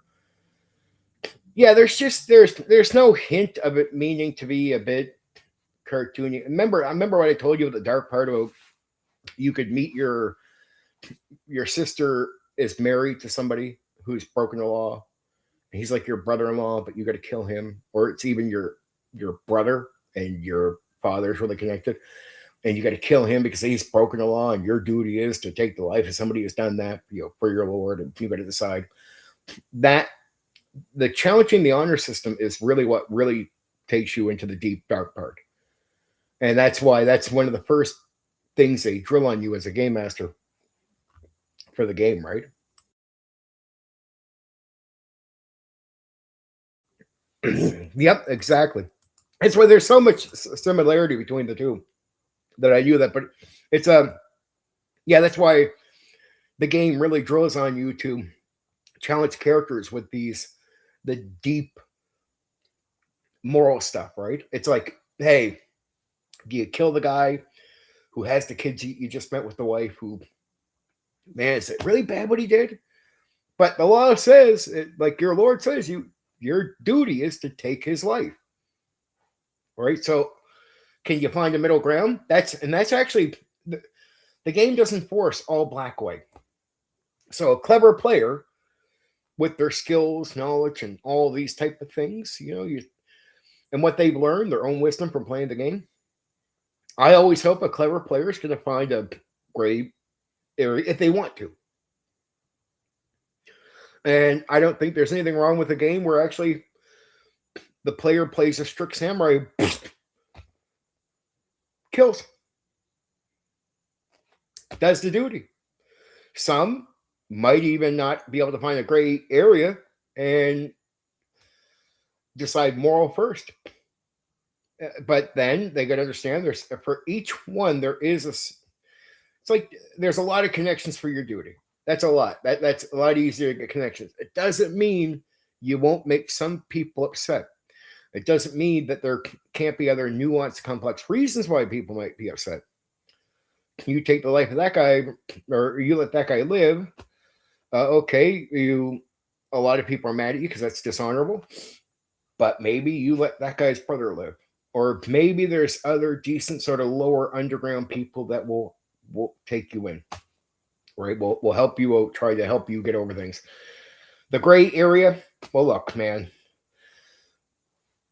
you might be criticized for making your group look weak, but you maintain a number of relationships because you have not lost any honor. So your status levels out for a lot of people, right? But for a few, might go down. Like it's meant to be complex this way, but it is very dark where you could be killing your own brother, right? So there is that darkness to it. Just to be clear. The great clans, which I mentioned earlier, the great clans are the major political and military powers within the empire. Each control its own land, follow its own traditions, and has developed a distinct philosophy. Some are renowned for military strength, others for diplomacy, scholarship, craftsmanship, or spiritual devotion. Although they all serve the emperor, competition, old rivalries, conflicting priorities ensure peace within the empire is rarely simple. So it's a large consideration of a lot of things, and you can bring a lot of nuance in a justified way. So it's meant to be very serious. Yeah, deeply. And the complexity also tells you that it's not simple like a cartoon that way. It's meant to be a sort of, man, you got to wrap your head around some things. Mostly as the game master, though. Don't get it wrong. The players are going to have to they're going to be challenged with stuff. Once you come up with the consequences, then it is on them to raise up their reputation, fix their status, and wonder. And what I tell players in a game like this, look, here's always my advice to any player. When you do something, and I think any game master would agree with me, there's nothing wrong with saying what your intent is, what you want to get out of the situation. Because it's not about you controlling what you get, but if what you get makes sense, remember, it's like if you as a player do something, there could be 50 outcomes. Possibly. Right? So I can give you one of the 50. But I'm not against considering what you are trying to get out of it. If it falls within the 50, that makes sense. And I might not say for sure you get that, but is there a better chance that at least I'll consider that one out of the 50? And you want me to, don't you? So I tell players, especially in a game like this where there's so many potential outcomes for everything you do, so many, that it is okay when you're trying to do something, negotiate, play politics, and see if you can better yourself. Like, this might seem bad, but would this, if I did this, would this guy over here actually like that? Would I be able to get his favor? Like, it doesn't mean you get an answer from the game master, but you can tell your game master, I'm going to try this to see if he'll like what I'm doing. And maybe you'll go speak to him and see if he's whatever. But it's your intent, what you're trying to get out. I say to every player, even in a D&D game, any basic game, you're not cheating by simply telling a game master what you hope to get from what you're doing. Because in a lot of things you do as a player, the amount of possible outcomes, especially with a creative game master, can be endless. And a game master doesn't want to just skip over something. I don't know how many times early on, I remember early when I started game mastering, I got about 2 years in, it really stuck out to me. This one guy said to me, man, I went and did that. I was hoping to get this thing out of it. And when I thought it over, I was like, yeah, I possibly would have said yes to that, but I never even thought about that. It doesn't mean the outcome was unrealistic. The outcome made sense, and he totally got it. But I said to myself, would it be harm the game if he would have just told me that? And then I started noticing how many players are not telling me this stuff. A lot. And I remember, like, wait, I told my game master. I remember playing the game when I started in 87. And by like 89, man, anytime I did something, I would tell my game master, I'm trying to get this. I'm realizing by my second year of game mastering, very few players are doing that with me. And I started checking out other tables. Like, guys, how many of your players are telling you what they're intending to get? Barely any. They just do it and hope they get something. I'm like, well, here's some good advice for your players. Advise them. Tell you what the fuck they intend to get, because I used to do it on the regular. My game master was never offended by me saying it. I was trying to cheat. I'd always be like, well, I'm going to do this, and I hope he notices. And it doesn't mean the game master always gave me what I wanted. Sometimes I would do it successfully, and the guy still wouldn't notice. But sometimes the thing would happen, or at least a dice roll or consideration of it. And the reason I would say is I knew there's probably like 30 things that could happen right now. I want this one. It's the one I'm going to try for, right? So to me, it's important there. The minor clans. Not every samurai belongs to one of the great clans. The minor clans protect their own territories, preserve their own traditions, and serve the empire in different ways. While they possess less influence than the great clans, they add further diversity to Rokugan and offer unique perspectives on life within the empire. Their presence reminds players that power and Rokugan exist in many forms, not just amongst the largest clans.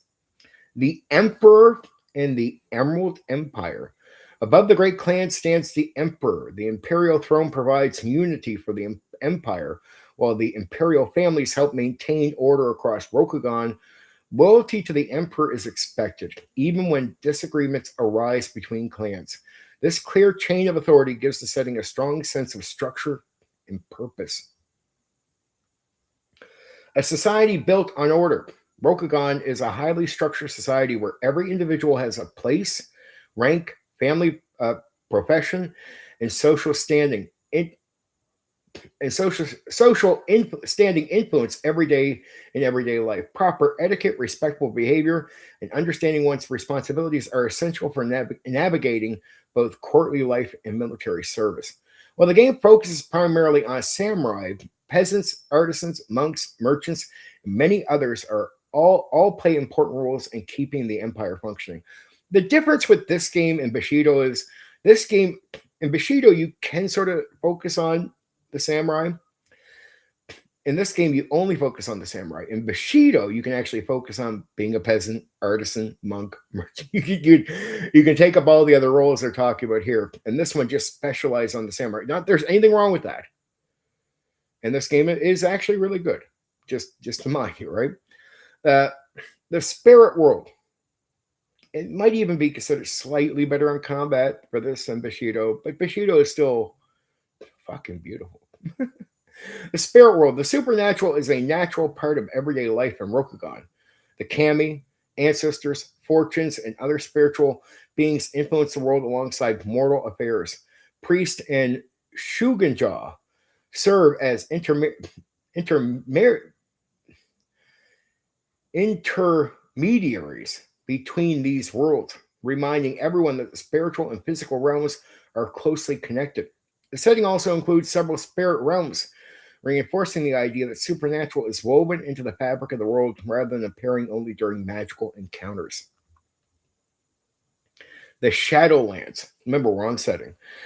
The Shadowlands, beyond the Empire's southern borders lies the Shadowlands. This corrupted region stands in sharp contrast to the order found within Rokugan. It is a home to forces of Fu Lang, monstrous creatures and corrupting influences known as the Taint. The Shadowlands are not simply another nation. They represent a constant threat to the survival of the Empire, requiring eternal vigilance from those who stand against them. Every region has its own identity. Traveling across Rokugan means experiencing more than changing scenery. Each clan's land, let me just catch. Each clan's land reflects on one's own traditions, architecture, customs, military practices, and way of life. A journey into another province often means adapting to different expectations, political relationships, and cultural values. This gives travel a sense of discovery without ever leaving the Empire, meaning what is okay in one place might not be okay in the next place. Right? Or some things are similar. It is about learning, and things aren't always going to be the same.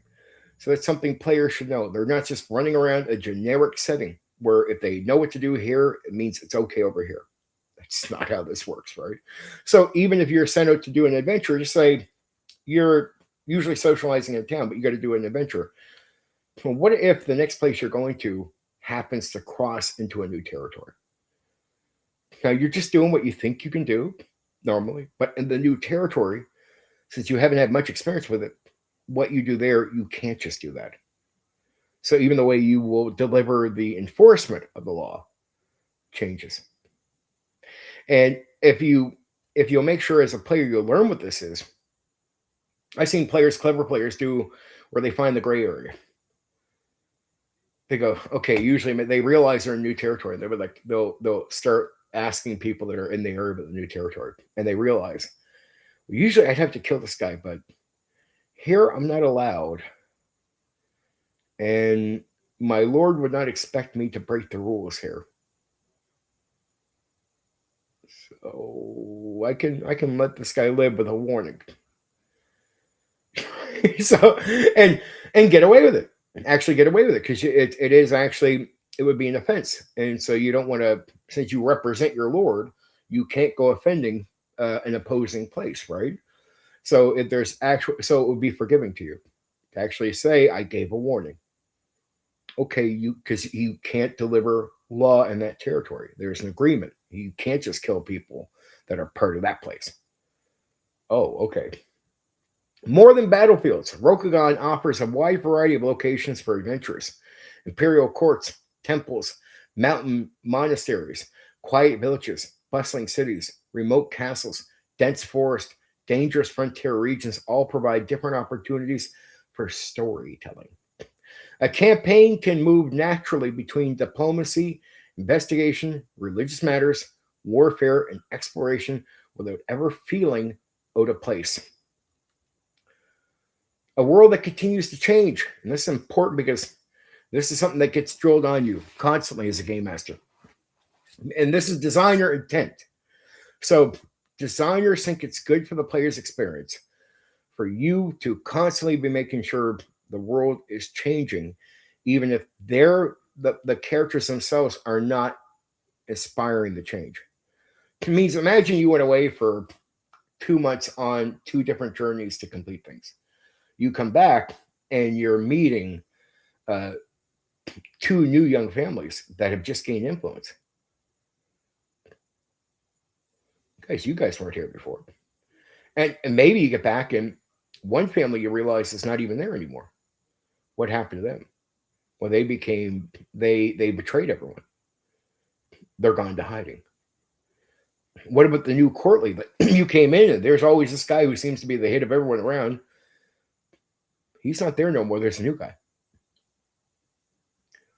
Like, so let people feel change. Maybe the business that used to be there, well, he's part of the clan that left. He left.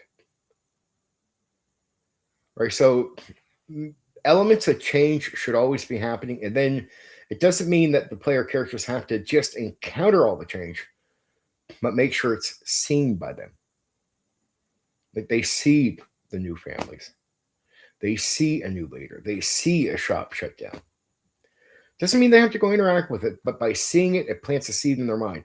There is change. There is differences, right? Don't just wait for them to run into it. Make sure that they are, in a way, you're pointing out that they notice these things, even if they don't go to interact with them. So a world that continues to change. One of Rokugan's defining features is its history continues to evolve. Political alliances shift. Leaders rise and fall. Wars reshape the empire, and major events leave lasting consequences. During the original publication era, the official storyline also progressed alongside the collectible card game, allowing tournament results to influence the future of the setting. This gave Rokugan a sense of history that continued to develop from one product to the next. So when they would bring out new stuff for this, whatever changes happened through the card game, right, through the element of developing the card game, became changes in the setting as they were going forward. A setting that supports the rules. The setting and mechanics were designed to complement one another. Your clan influences your family and school. Your place in society affects your honor, glory, and status. Religious beliefs shape the role of the Shugenja, while the constant threat of the Shadowlands influences military life throughout the empire. Rather than feeling separate, the world and the rules continually reinforce each other, making Rokugan an active part of every adventure rather than simply the place where adventures happen. Meaning, you could have went to an adventure outside in a place that you've gone to in a previous situation, and you go there for the next one, and by the time you get there, there's new leaders, new rules in the same place. The guy that you let live, maybe he's established something. If you took his life, what's going on?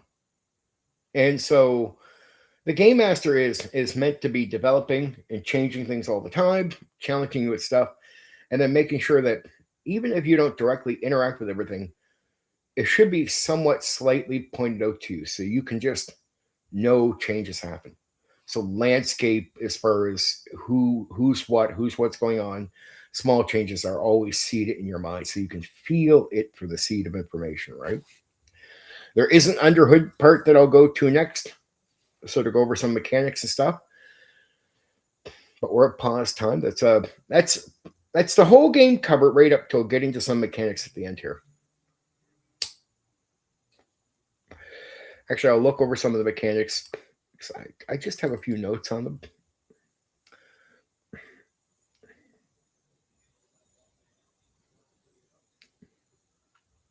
I've told you about the 2d10s, rolling multiple 10s, exploding 10 dice.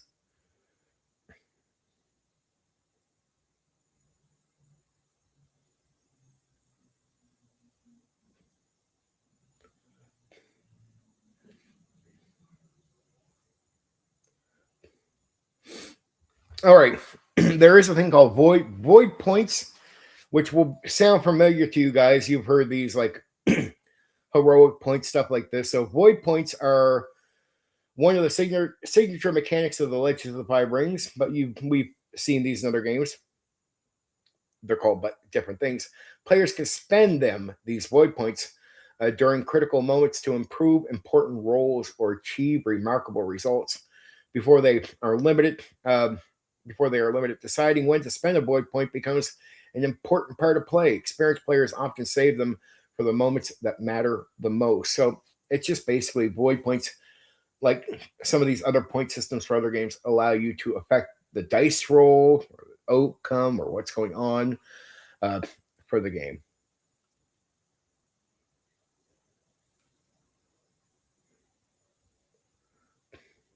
Wounds.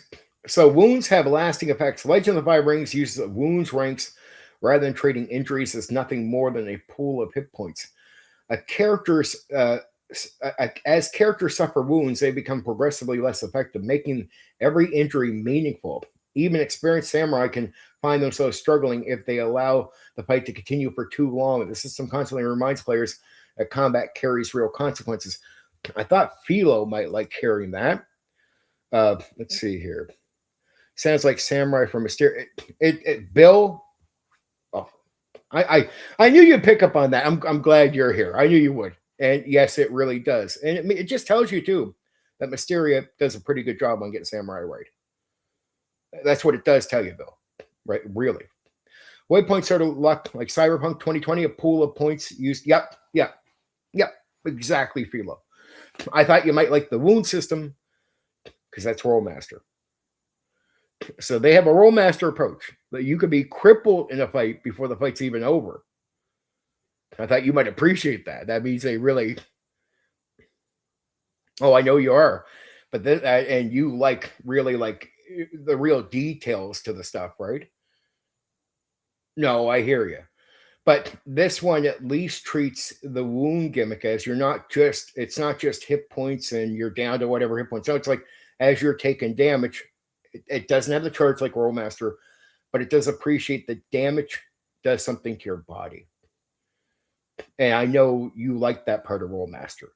This Rollmaster really looks at hit points like your body, or I mean, sort of health like your body, where it's like if you're getting cut down, it's your leg can be cut down. Well, this sort of treats wounds the same way. I thought you might appreciate that part. It's not the same, but it is cool.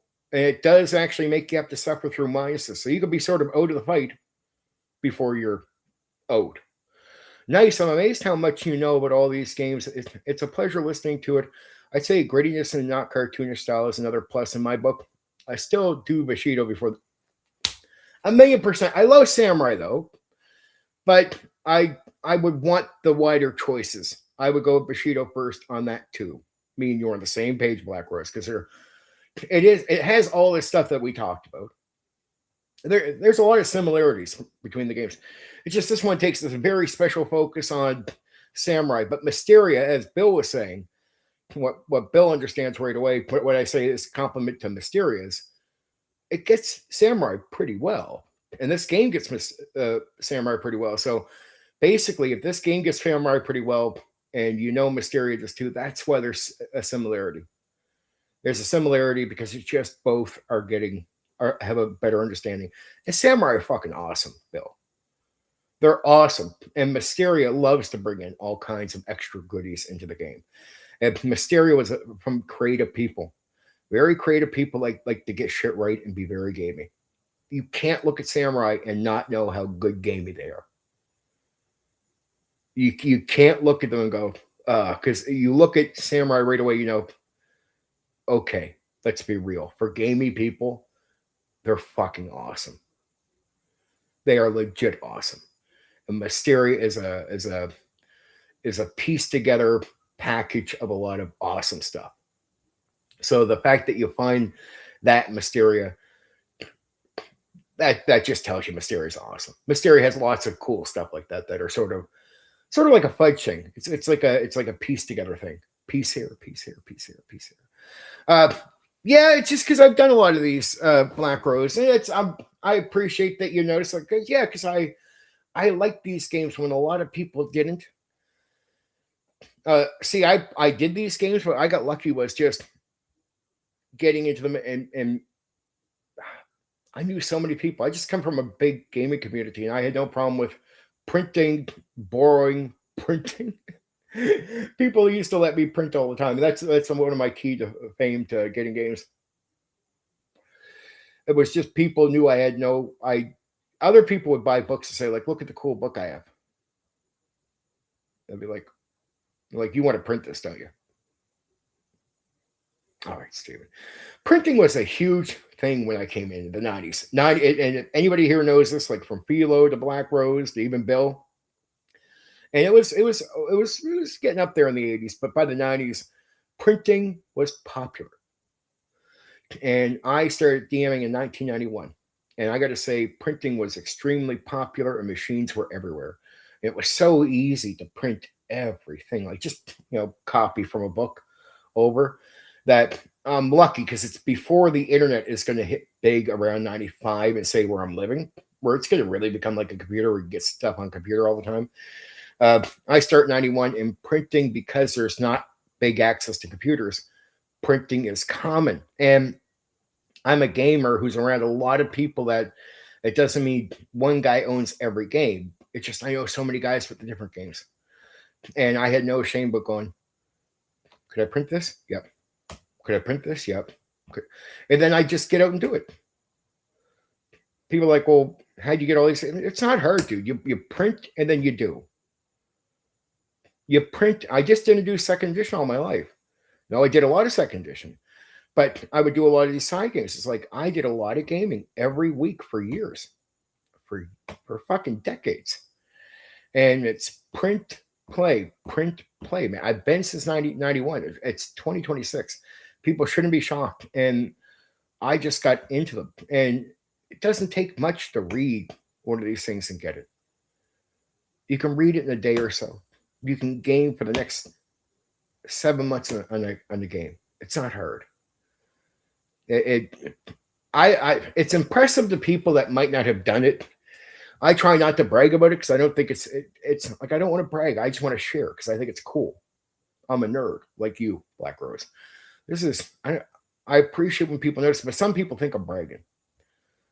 They're like, oh yeah, he thinks he knows every game. Dude, I was fucking an addict. I hope you can hear the enthusiasm and passion in my voice when I talk about this stuff. I still am. I'm a fucking addict for gaming. I love this stuff. I barely did video games at periods of time. I didn't watch a lot of things. I did this. A lot of games. The last 2 years, I'd be playing games. My older books kept nostalgia, but play with the Spire. I know people that were, yeah. Mm-hmm. I just had no shame, Bill, about it. You want to know what? Here's the truth. I'll be real with you guys. I was a tight ass. I was tight ass. It was cheaper to go print something. It wasn't free, but it was cheaper. I was tight ass. I failed freshman high school because of the games. Bill's old school like me. He's a hardcore gamer, and I put a lot of times in where it would sometimes keep me up through a week where I'd be like, "Did you get your schoolwork done?" Oh fuck! I remember going in, have to get homework done an hour before getting to a certain class, like in the morning. I'd be like, work. It's like, Steven, you're really intelligent. They all knew what my teachers were. Like I was an honor student. I'm not trying to brag. I was a complete honor student.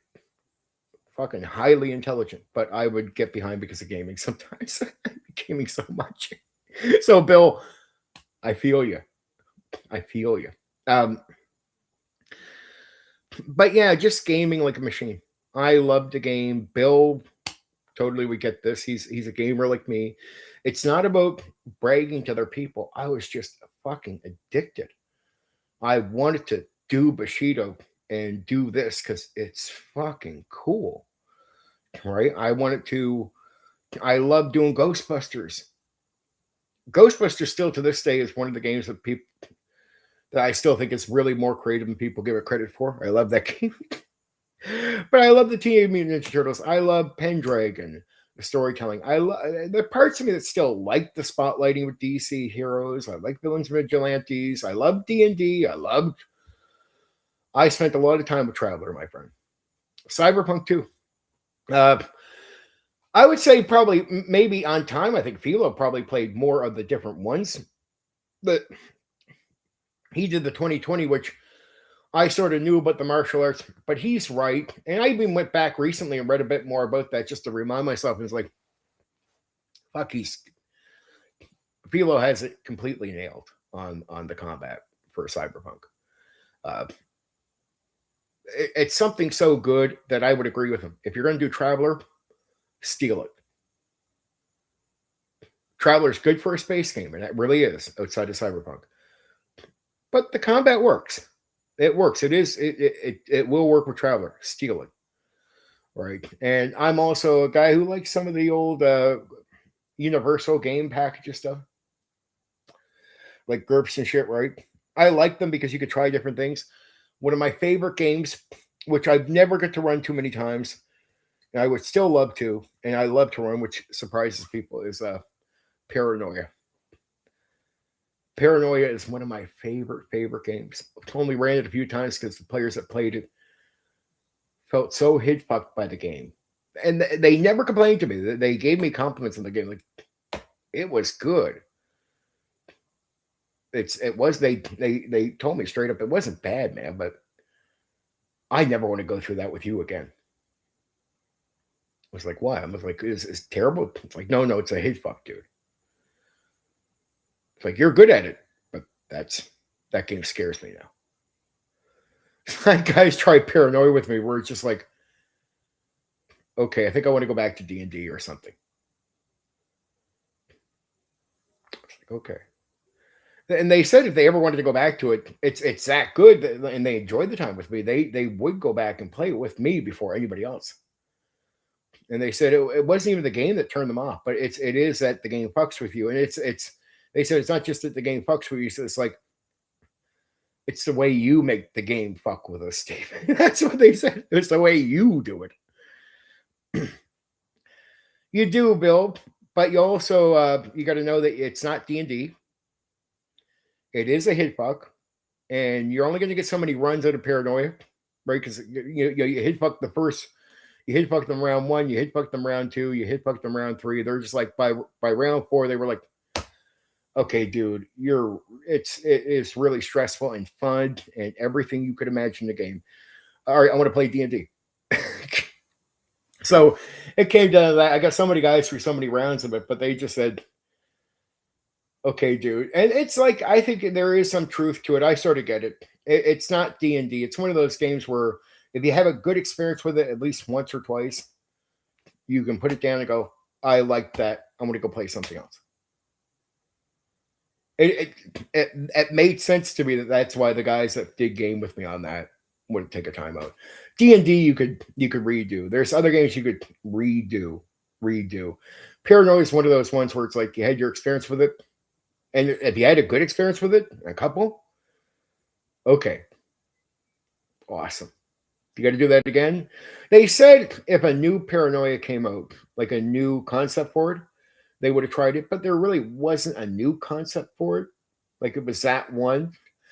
So if they would have came up with a new one, I probably would have got the guys back, but they were happy with their overkill experience on it. But I do love, I'm glad you liked it too, Bill. But it is a fuck your mind game. Well, I say that, but as we know, Bill, it really depends on who's running it, right? How well, because the game has the potential to fuck with you, but how well does the guy running it play that forward, right? I love the Ghostbusters and Marvel superheroes.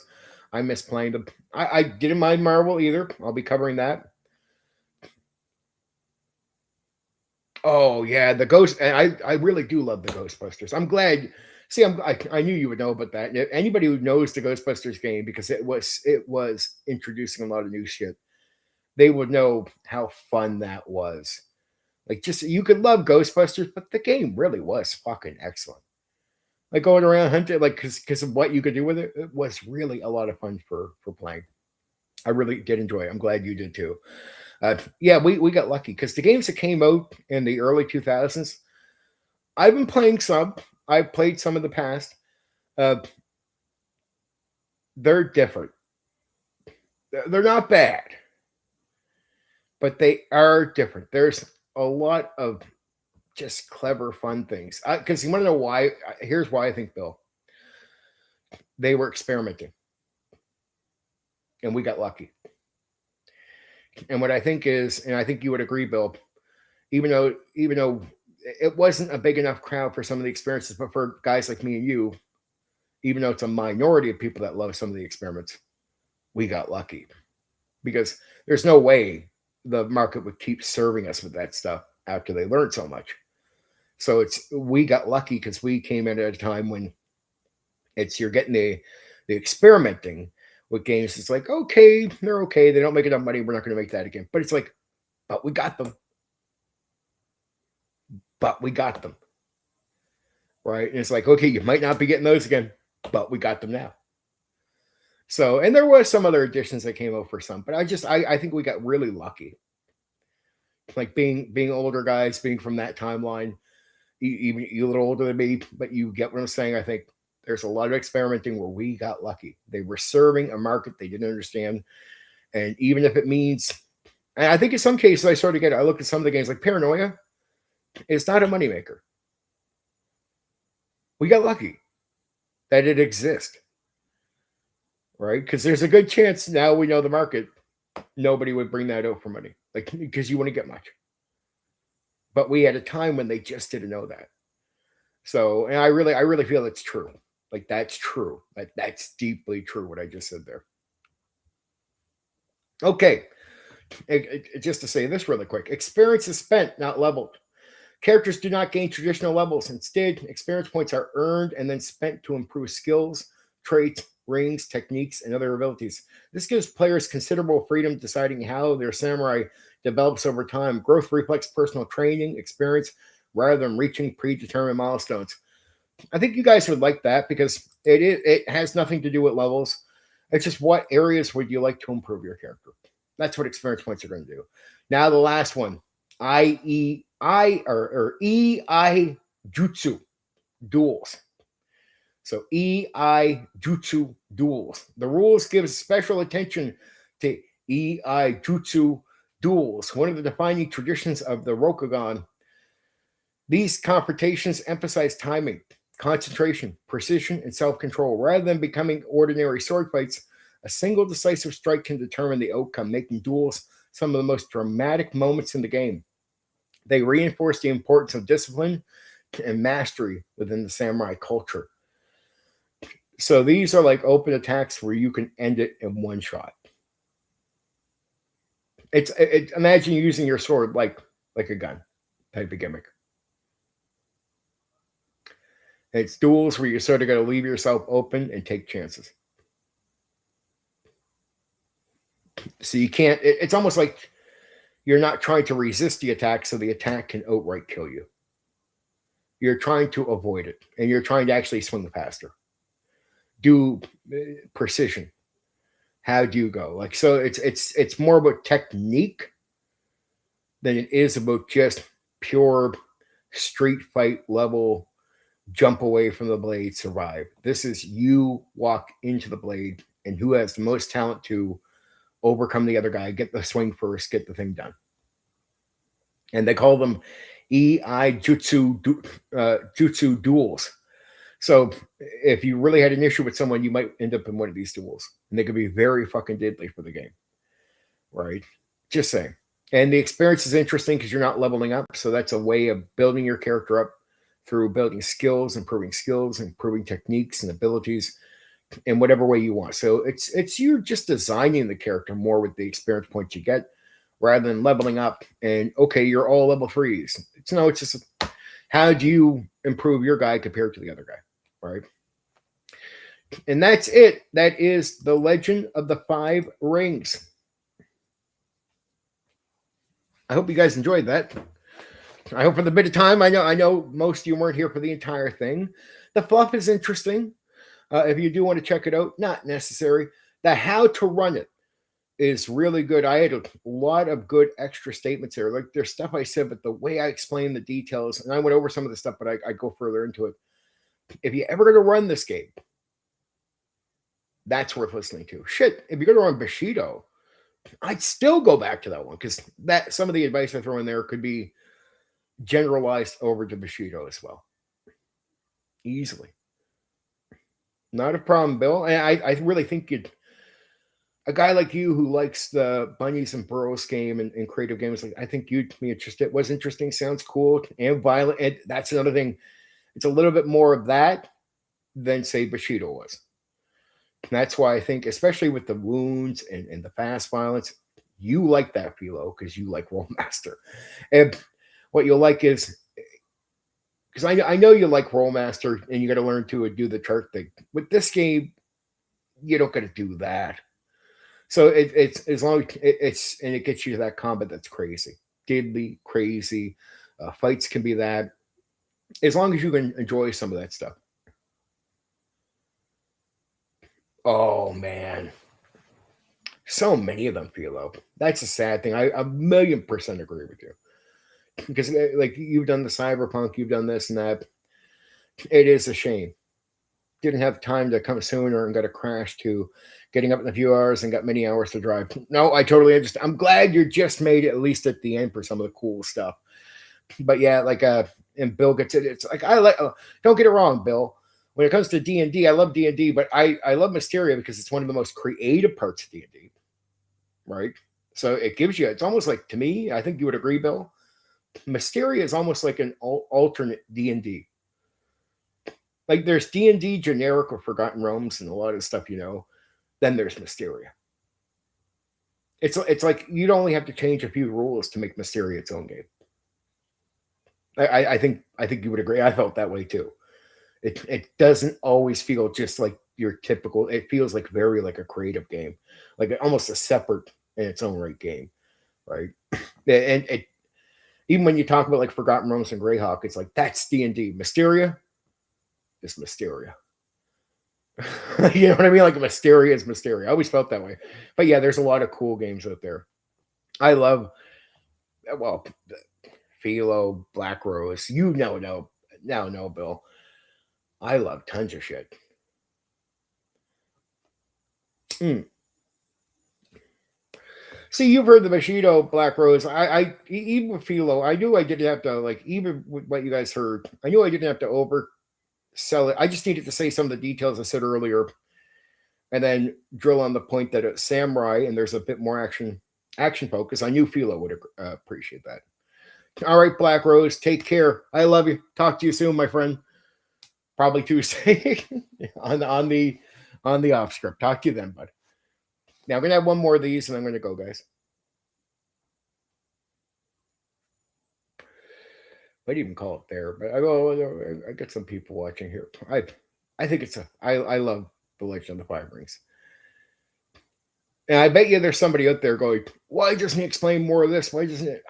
I don't have to. There's so many details in there. It's just like, dude, take a breath. This is an overview. All my things are overviews, and everything I tell you will be true. So if you go and go, oh, if I know this new detail, will that make everything you just told me not the experience? No, dude, it will be the experience. The way I said to run the game, making characters, playing the game, the way I tell you about the setting, all that will remain exactly what I told you. It will be just as cool, just as exciting, and any other detail will not take away from that.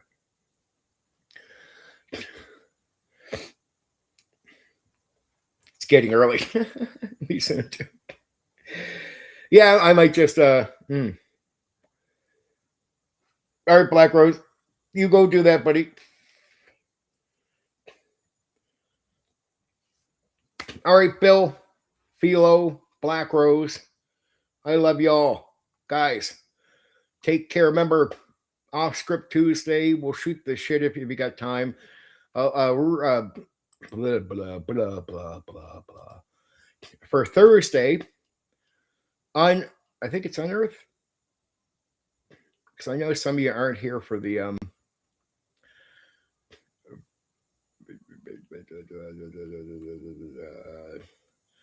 I know most of you won't be here for the members only thing, which is on the 8th, and that is Stargate 1 or Stargate SG1 role playing game. That's the members only. But for you guys, it will be Dungeons and Dragons Unearthed Arcana. Okay. Unearthed Arcana, Thursday, open. And remember, off script is Tuesday, of course. Shoot the shit, have fun.